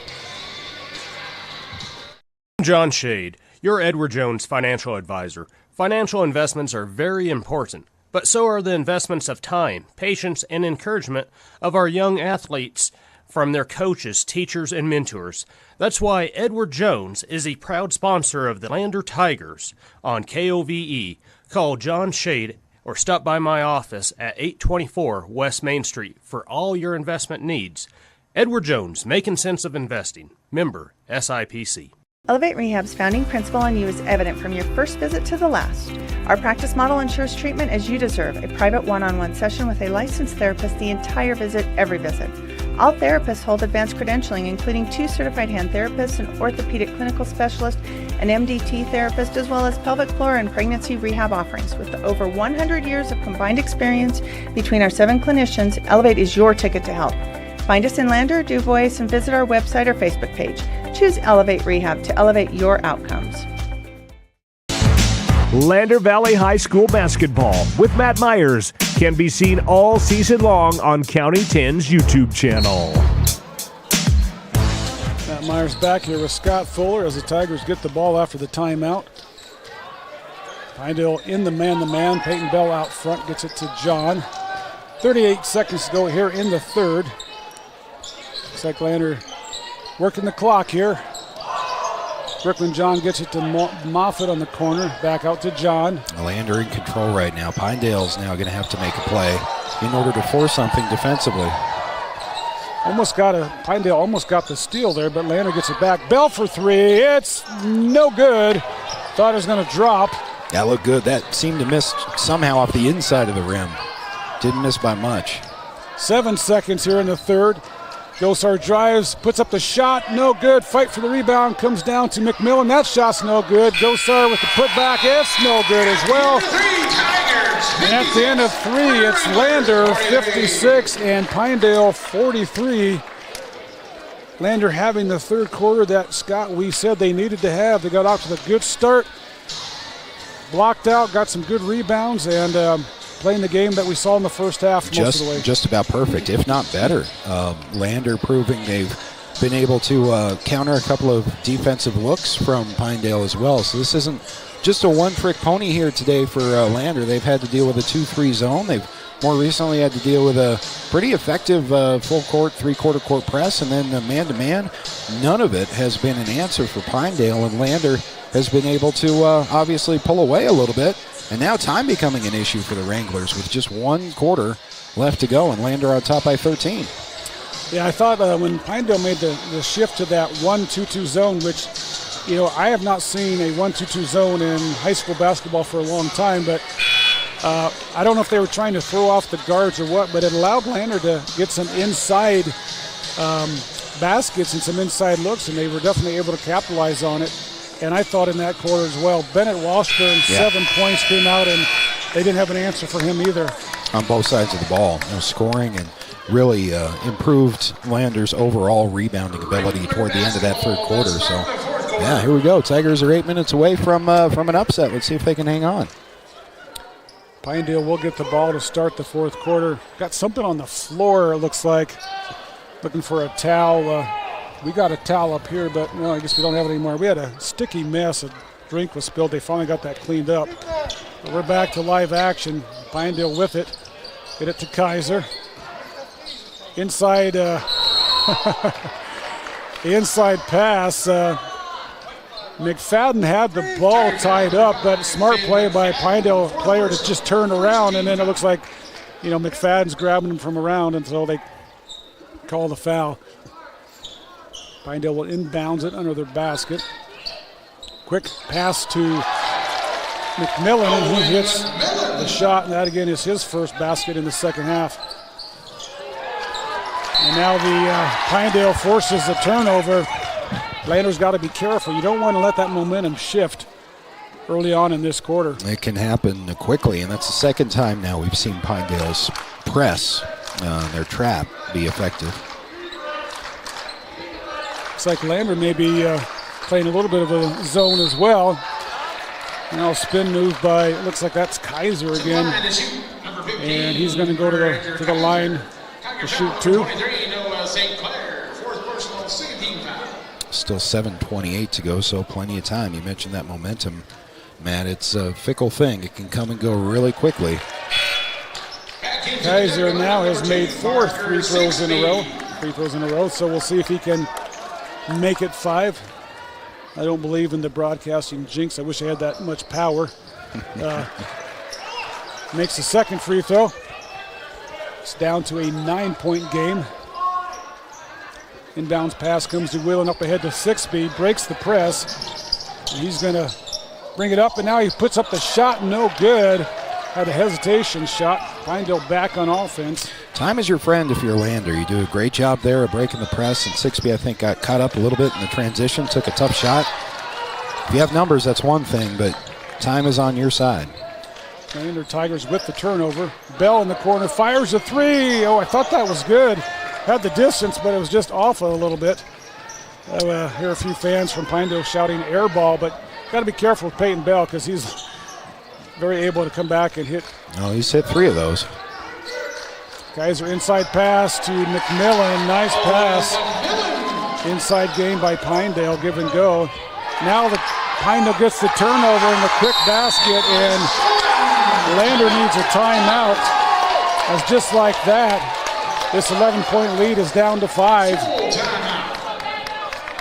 Yeah, it's it happens quickly in basketball, and it tends to happen against good teams, and we know we're playing a good Pinedale Wranglers team here today. So really what it's been the last couple of possessions is breaking that press, and it's not that it's been 100% effective, Matt, but when Lander has broken it, they're taking those really quick shots in the possession, and it didn't work out. I think it was McFadden under the basket, and then you had Peyton Bell for three. Take some time off the clock, maybe generate a better shot and shift the pressure back onto Pinedale. Make them come from behind, and don't make it easier by throwing up those quick shots. So Lander, they're facing the other side of the momentum here with 6:36 to go. Yeah, Pinedale starts this quarter on an 8-0 run, and again, last time Lander called a timeout. They were able to get that momentum back, and the start of the third quarter off in a great way, and hopefully I can get that back. But you're right, this press has given Lander some fits, and it's an interesting press. It's like a 1-3, and I've not seen a press quite like this, but has been very effective. And now the ball is going to be thrown away again. Yeah, it's a first pass trap, Matt, and it's gone from three-quarter courts. Now it's just a straight full-court press. I guess that was tipped out of bounds, fortunately, for Lander by Pinedale. Yeah, Lander got a big break there. Pinedale still operating this press. I don't know that Pinedale had this press in Pinedale. I don't remember seeing this specific one, and if you're not ready for it, it can definitely throw you off a little bit. Shot by Sixby is no good, and like you said, that was kind of a quick shot in the offense. Pinedale back on offense, trying to cut further into this lead. Yeah, Lander is playing with a sense of urgency, but they've had no problem in the half-court offense. Again, inside pass. The shot by McMillan is good, and they're just passing inside and eating up Lander's defense right now. It's down to a three-point game. Sixby runs a shot down. Pass back to Bell, fires up the three-point shot. No good, rims in and out. Had a good look. And now we got a foul on St. Clair. It's going to be number 4. Oh, he's fouled out. Wow. That was St. Clair's going to have to leave. Man. Back into the target lineup, number 5, Finn McFadden. So this this defensive pressure has definitely got Lander riled right now. They're going to have to find a way to. I didn't mind that look there, Matt, from Bell. I think that was a pretty open shot, a couple of passes, but the previous possessions I think have been a little bit quick and just haven't fallen for the Tigers. Inside pass to McKaiser is good again. Now it's a one-point game. Pinedale's inside game, passing game, has just been causing Lander trouble. Ball on the floor, Lander finally gets control of it. And now you run your offense. Well, Sixby with a quick three is no good. Shot run down by Finn McFadden. And Finn McFadden scores on the putback. Back to a three-point lead. Up ahead comes Pinedale. Ball's on the floor. Now the shot is blocked by Bennett Washburn, and Sixby again. They need to throw the bounce pass. They keep trying to throw it over top of Pinedale, and it's like that bounce pass is what you need to do to keep it from happening. Gamby puts up a runner. The shot's no good. Pinedale gets the offensive rebound, and this time the putback is good by Kaiser. I think he's fouled by Washburn. With a chance to tie the game. It's been interesting as you've seen Pinedale erase this deficit that Lander has had the appearance of playing from behind, but they've had with that sense of urgency, but they've had the lead the entire time up until maybe a chance to tie the game here from the free throw line. But the other thing about working your offense, Matt, at the other end after you break the press is running that full court trap is tiring. It's really fatiguing, and the more you can make them defend you all over the floor, the better. So I would slow things down here and treat this as a brand new game. Lander back on offense. Whelan puts up the shot, no good. That ball should be Lander's basketball. We're all tied up here. Well, we can't ask for anything more as a fan. You'd like to see Lander still with that the advantage, but we've got ourselves a good basketball game down the stretch. 58 all with 4:23 to go here in the fourth. Sixby fires a three. It's no good. And yeah, I was going to say, I saw Bennett Washburn kind of go flying down. That's Hamby, he's going to have to come out. Effectively an offensive foul there. That's a break for the Tigers. It was because they didn't need to do that. They had the rebound and gave the ball back to the Tigers. Bell with it, gets the ball back in. I tell you, that was an interesting sequence there as Whelan took the ball out of bounds, got it to Bell on the corner, and he had to jump real high, and then he had to get it back to Whelan. They just about lost it. Whelan with the three-point shot. Looks good, and it's not, but McFadden runs it down, and Tigers going to reset here. In the corner to Sixby. Boy, that's a dangerous pass. Whelan has it. Back out to McFadden. Back to Whelan. This shot is on the way. It's good! Down to hit one of those. Gosar back on offense. Drives baseline. Nice move by Josh Gosar. A nice hesitation there. This trap should be easier and easier to break as Pinedale has been defending and running their own fast break down the floor.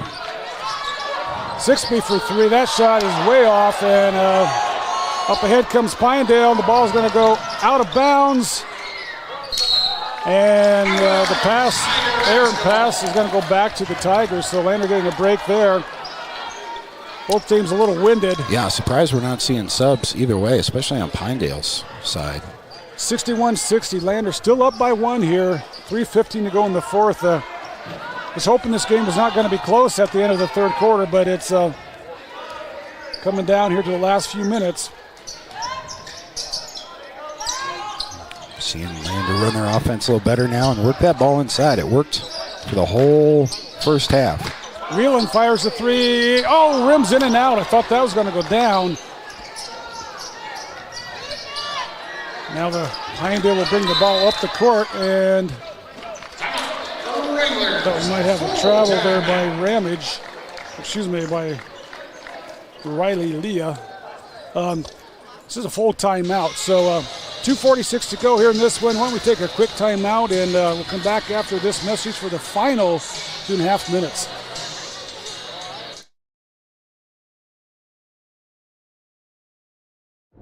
This guy was driving way over the speed limit. Look at the damage. This guy was going a lot over the speed limit.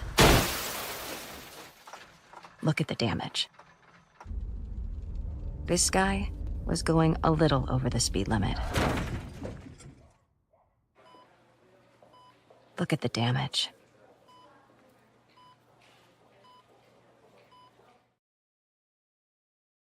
Lander Valley High School basketball with Matt Myers. Radio coverage is on KOVE 1330 AM or 107.7 FM.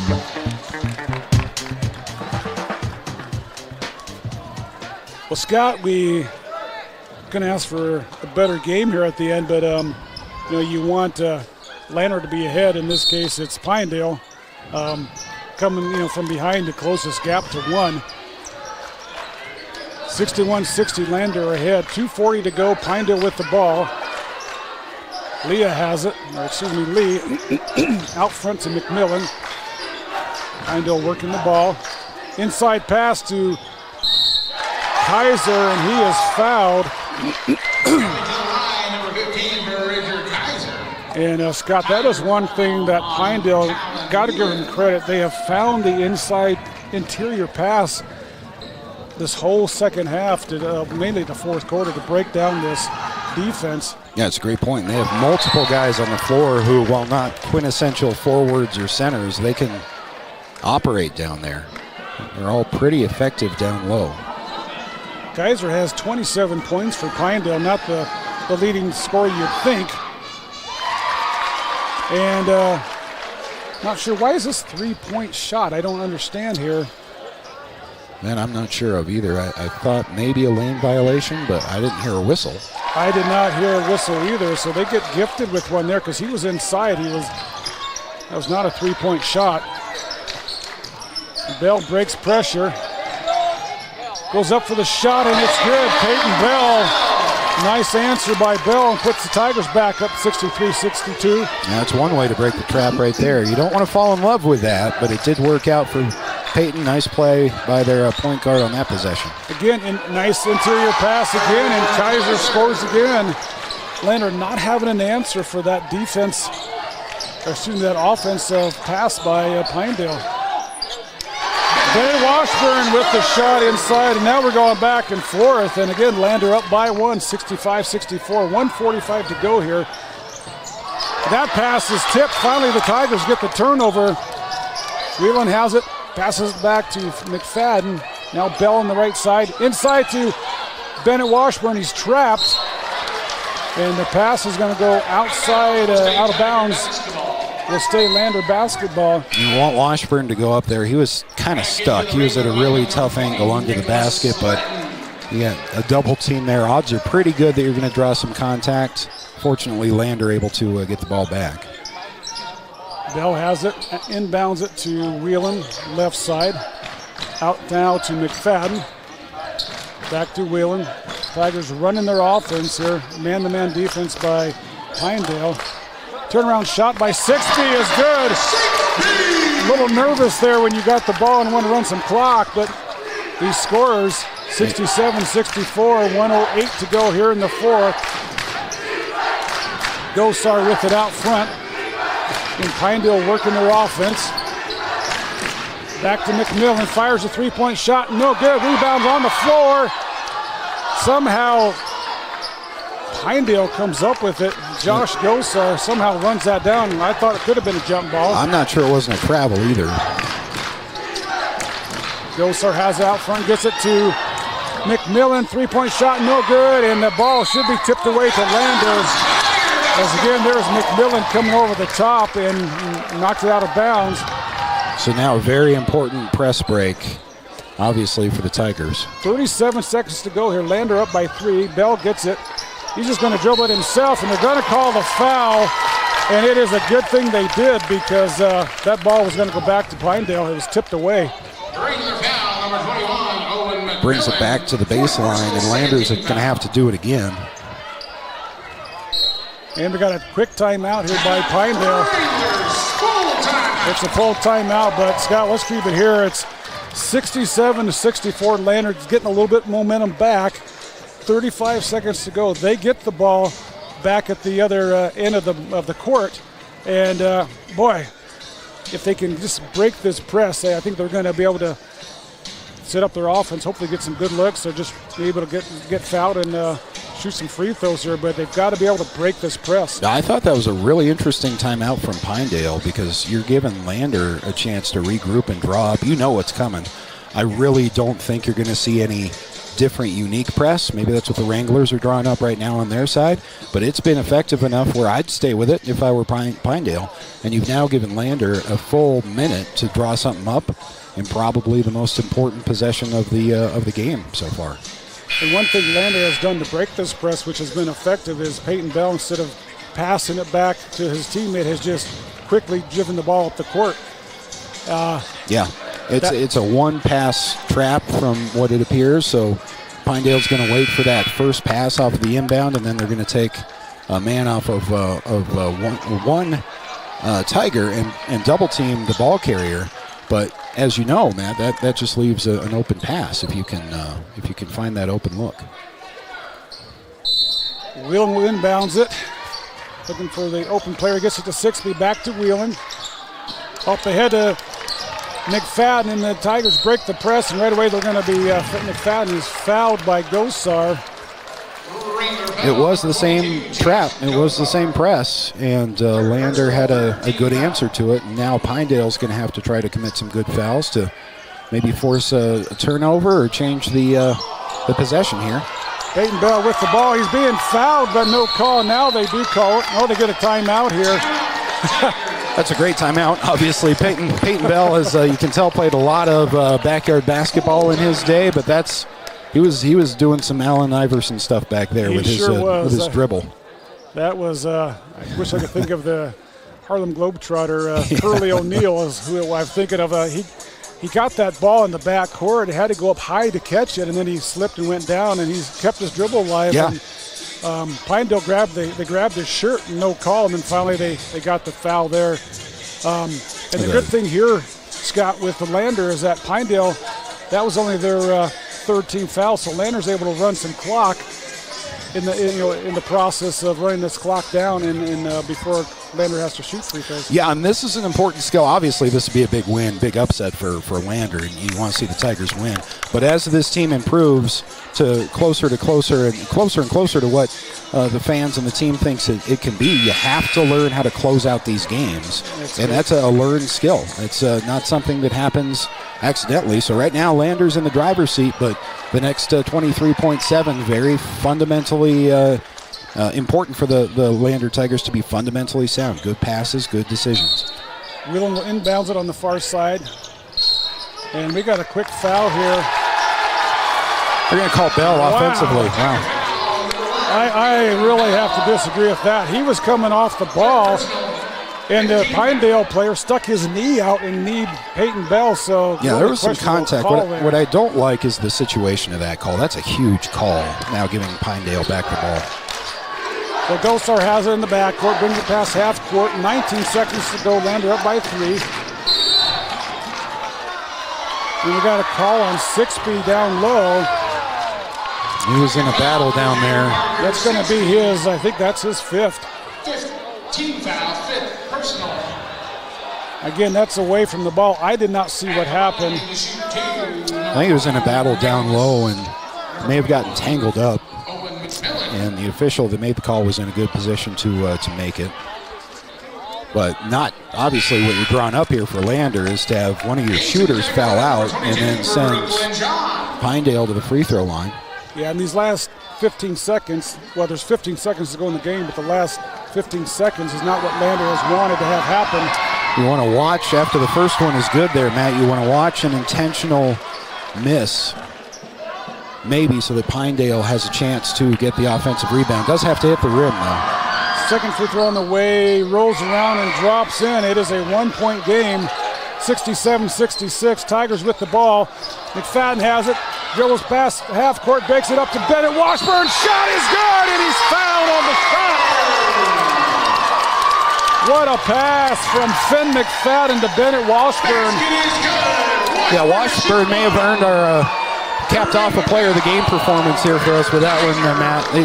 It's moving as quickly as he was with a big a guy as he is, and he's coming in from the left side. He has to position his body in such a way where he's got a good angle at the backboard. I think he had to use his right hand, but got the job done and was fouled. Free throw is good, puts Lander up by 4, 70-66, 9 seconds to go. And three-point shot was good by Pinedale, but they called timeout before the shot went up. It's a little bit like in football, Matt, trying to ice the kicker, and he ends up missing the first one and making the second one. Exactly. But I think probably a good timeout there from Pinedale. This is only a 4-point game, and there's still plenty of time. It's got to be quick for Pinedale with 6.9 seconds left. But they're going to drop some screen or something here to get it doesn't have to be a 3, just something very quick, and then they're going to have to foul Lander. And Lander's got to be careful. I've seen this too many times where it's like, if they shoot the 3, don't foul them. I mean, don't get so close. Yeah. Just back off. If they make it, they make it. It's still 4 points. So, yeah, I would agree. If they're going to drop a 3 off a screen, just let it be. And then you got to go down the other end and make your free throws.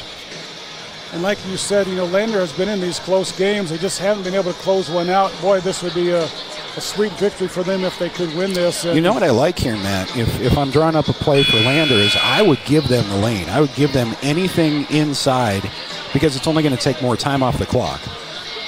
There's not enough time left for them not to catch and shoot. So I think I would just I think I'd set everybody out, be on the 3-point line, and I would let them have the lane. And if they want to take 3-4 seconds off the clock in the process, I would invite them to do that, but we'll see. Lander has to hurry back from the timeout as they were just about to give the ball to Pinedale. Now, McMillan has it, inbounds it to Kaiser, fires up a 3. It's way off. Putback is no good. Second putback is good. They will count that. We'll give it to Kaiser, but the Lander Tigers are going to pull out the victory here, 70-68 over Pinedale. 2 great games, boys and girls, and this time the boys pull it out. A huge upset. You talk about a big win for the future of this program. Difficult to overstate something in the regular season, but this was, it feels like, Matt, a culmination kind of a win where Lander's been working toward this in recent weeks, and they know they can do it, and it's right there for them. But to beat a team like this at home is a sort of a signature win on the season, I think, for Lander. I agree. And, after the start of that fourth quarter where they gave up that 13-point lead and the momentum, and it did not look good for them there for a while. And then they were able to break the press a couple times, get the ball into Bennett Washburn. Yeah, great game. Score some points there and got that momentum back. And, it shows us a 2-point game, but Lander had that momentum in the last part of that game and come up with a key victory. Well, it's closing out. It's learning how to win those games, and to do it against such a formidable opponent as state-ranked Pinedale is obviously a huge win for Lander. But just proving to yourself as a team and the kids that, hey, we can do this. We just proved to ourselves that we can play with just about anybody that we're going to face for the rest of the season. So a hard-fought victory, not just today, but over the last, I think, several weeks for the Lander boys basketball team, and they come out on the right side of a very close game this time around at home. And they had some key contributions from several players tonight. If we go down here and look at the totals, Lander was led by Peyton Bell with 23 points. That's a career high for him, I'm pretty sure. And then you had Bennett Washburn with 18 points, Talon Whelan with 16.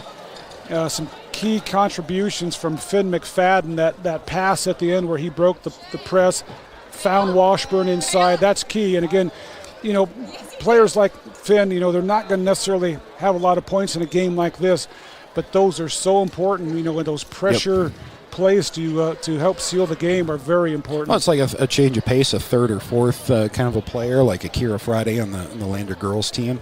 But those players make all the difference. I mean, when you get contributions from guys like that, it takes the pressure off of who everybody knows is going to be the playmakers in the game, and really facilitates a good part of the offense. Those players, I think, are often overlooked, but I don't think we can overlook Washburn in this game. That was a really impressive performance from start to finish, not just scoring, but on the defensive rebounding side. Lander did a great job of really locking down the glass a lot more effectively in the second half. Wasn't a perfect game for the Tigers. Definitely some things for them to work on, but the most important thing is they got the victory over a really good team, and they can prove to themselves that they can play with anybody that they're going to see on any given night. And I know Coach Mullen had wanted to play Pinedale at home because he didn't feel like they played their best game there. And again, you see it here, these Tigers, when they are playing their best, they can play with just about anybody. And then they just have those spurts where they give up points, maybe have some turnovers. And I think that's part of the growing process of learning how to, as you said, close out games and work through that. Yeah, I think so, 100%. Matt, I think that's I think that's where the girls' team is at as well. If you're a Lander basketball fan, both of these teams have the ability, because I think they're still secret. I think both Lander teams are secret statewide, and as we get into regionals and possibly state for these teams, the coaches respectively have done a good job of looking at what they have, developing a system around the assets that they do have, as opposed to try to force certain players into their scheme. I think these are both very adaptive coaches to their teams, and when you do that and you get that team buy-in, you're able to just milk every ounce of energy and every ounce of productivity from your teams when it's all working well. I think it's a great point too, when you can get look. I think you're right. Both coaches do a great job of that. You'll see some coaches in some systems where it's like, this is the way we play. You fit our system or else, and I think that minimizes the potential of a lot of talented players. And again, the Lander had contributions from a lot of different people.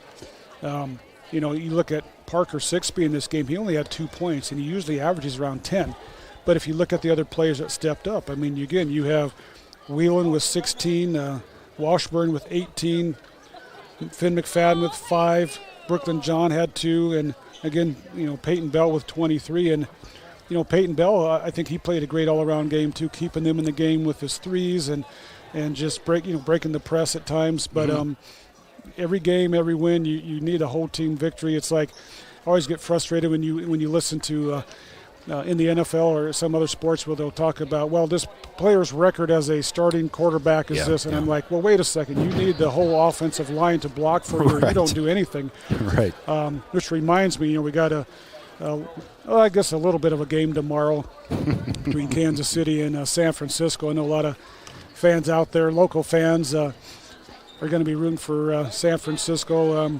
Not just because of Kansas City being in our conference. And I'm sick of losing to the Chiefs. I know that.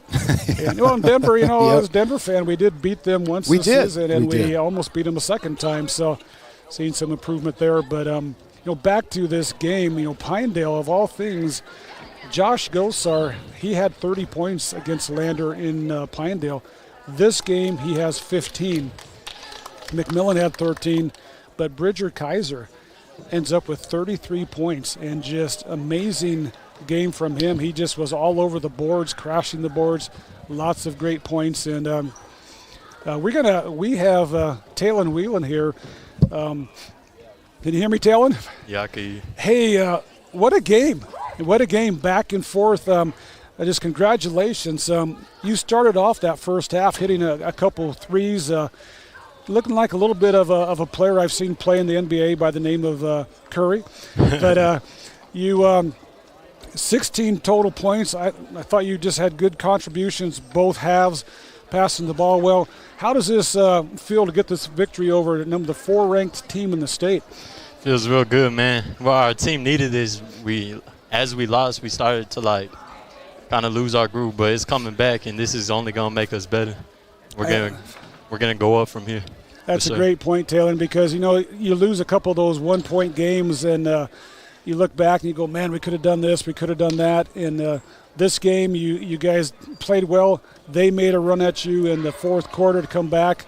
I don't know if they took the lead or just tied it up. And then you guys, to me, this is a good sign of your growing and maturing as a team, where even though you gave up that lead, then you guys started playing your ball again, got the momentum back, and came up with the win. Yes, sir.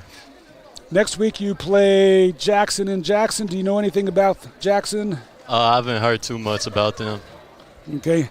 Next Friday you play Worland. I guess they're in the Northern Conference, Northwest Conference. Anything we know about Worland? Yeah, I mean, there's somewhat of a rival. It'll be good just to give it to them on their home court, keep our streak going, get a little win streak going. Yeah, I agree with you there. I have a good friend of mine who's from Worland. He was the assistant coach for a number of years there when they won some state championships, and so we may have to have a small bet on that game. But Talon, again, great game tonight. Way to keep your composure there at the end, and you're fun to watch, and I'm just seeing you grow and mature as a player is fun too, so congratulations. Thank you. You bet. Good luck next week. Thank you. You bet. It's Talon Whelan, one of the Lander seniors, 16 points, had a great contribution for this team win. See, maybe we can get Peyton Bell up here. Can we get Peyton Bell? We'll see if we can get Peyton up here. He might be too busy for us. 23 points is quite the day.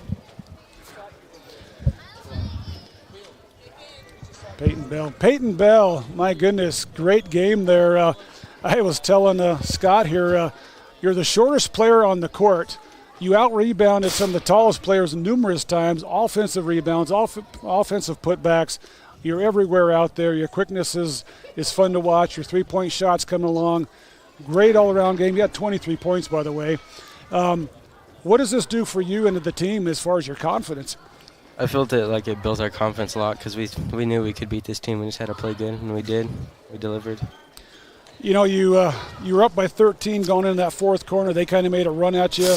Like I told Talon, it's like you guys got a little down, but then you got your composure back. You started playing your ball again, and were able to pull this out. So another great win for you guys. Yeah, it was nice. We really hyped about this one because it didn't go well in Mountain View. Yeah, that was another.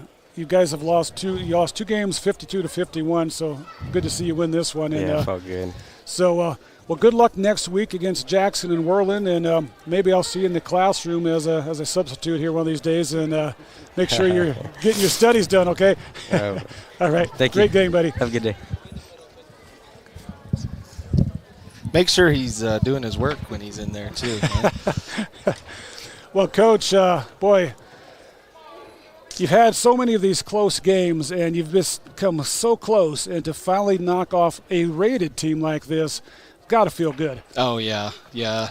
We just needed one match to strike, and we finally got it today, and, to score 70 points, 35 points in each half, is something that I thought we were capable of doing. We just needed to take that next step, and boy, they did it tonight. Got the 13-point lead at the end of the third, and then that fourth quarter, they come out with the press. I hadn't seen that press before, and caused a little bit of trouble there for a while. But after you guys seem to get your composure back, and then were able to get that rhythm going again and pull it out. Yeah, and we knew that pressure was coming. I thought it would come more often, but we broke it early, and that's why I think they got out of it. And they weren't really sure how to guard us tonight,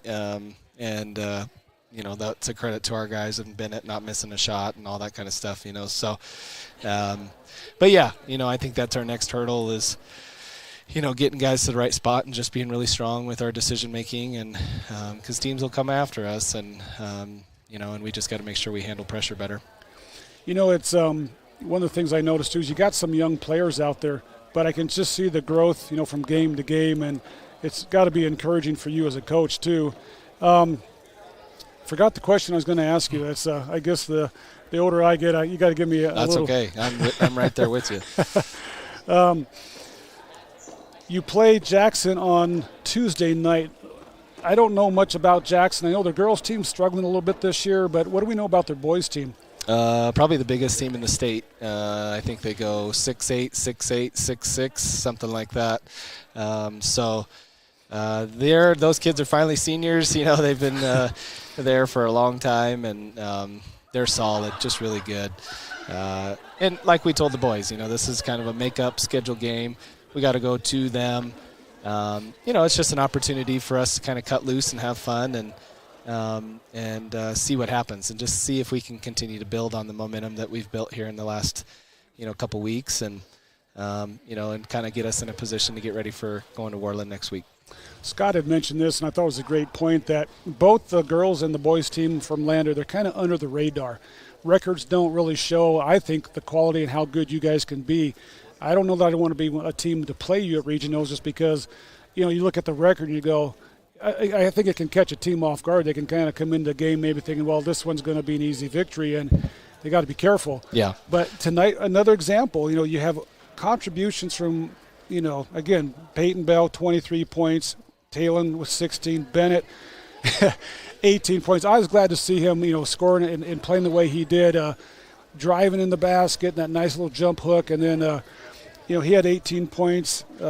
Noah St. Clair, a low game on the scoring game, but he still contributed. Foul trouble. Yep. Foul trouble, exactly. And Finn McFadden, he has 5 points, but he breaks the press in the last minute, and there he finds Bennett Washburn for the layup and the foul. It's like, again, those are things that go under the radar, but every one of those is needed for the team victory. Oh, totally. Yeah, and Finn had to guard Gosar. He's our most athletic player, and so he had to, when we went man, probably in the last 4 minutes of the game, he had to do that with 4 fouls, and so, yeah, you're right. Just a lot of contributions from a lot of different guys, and, it was a fun one to get to. And what you're talking about, overlooking teams, I think that's what happened today, and we'll take that. I think if you look at our schedule, the losses that we've had, maybe a couple of them, we're playing really, really good teams at the 4A and 3A level, and we talked about early on that, we hope that prepares us for this time of year, and we've played the best. We've played East, we've played Riverton, these teams are really, really good. We've played Powell tough. The ticket for us is, or the question for us is, can we continue to improve in small ways? And to your point, where you're a young and inexperienced team, I think the ceiling is higher. And so, that's our hope, and we'll just keep working at it. I told this to Coach Powell, too, when he mentioned that same thing as far as the toughness of your schedule. And sometimes you look at the record and you go, wow, when could have been playing some easier teams. But I think there's a benefit to that. I used to see this with Wyoming Indian. They would play tough teams at the beginning of the season, and they'd make these runs late in the season and win the state championship. And I think the benefit is that it can expose your weaknesses, but you get to work on them. Yes. If you beat easy teams and you don't see, those aren't necessarily exposed for you to work on. Oh, totally. No, that's always been my philosophy, scheduling-wise. And, it can be brutal on your record at times, but you got to be battle-tested. And if you're not, then, you show up and you feel good about yourself and you have false confidence and you're not ready. You're not ready for these end-of-game situations, which we've been in, multiple times here in the last couple weeks. And you win one now, you got confidence that you can go do it again, especially against a team like this. So just credit to our guys. They've hung in and haven't ever got frustrated with our losses, and they're a very tight-knit group, and it's just a really fun team to go to war with. On the other side of the game, the ball game, Gosar was held to 15 points, well under his average.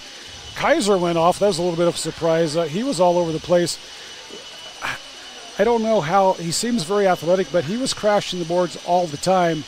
Might have got away with a few fouls there, but he really kept them in the game. Otherwise, I think you guys would have just been able to pull away. Yeah, well, our defense was designed to really protect the perimeter because they all can shoot it, and we really didn't want to leave Gosar.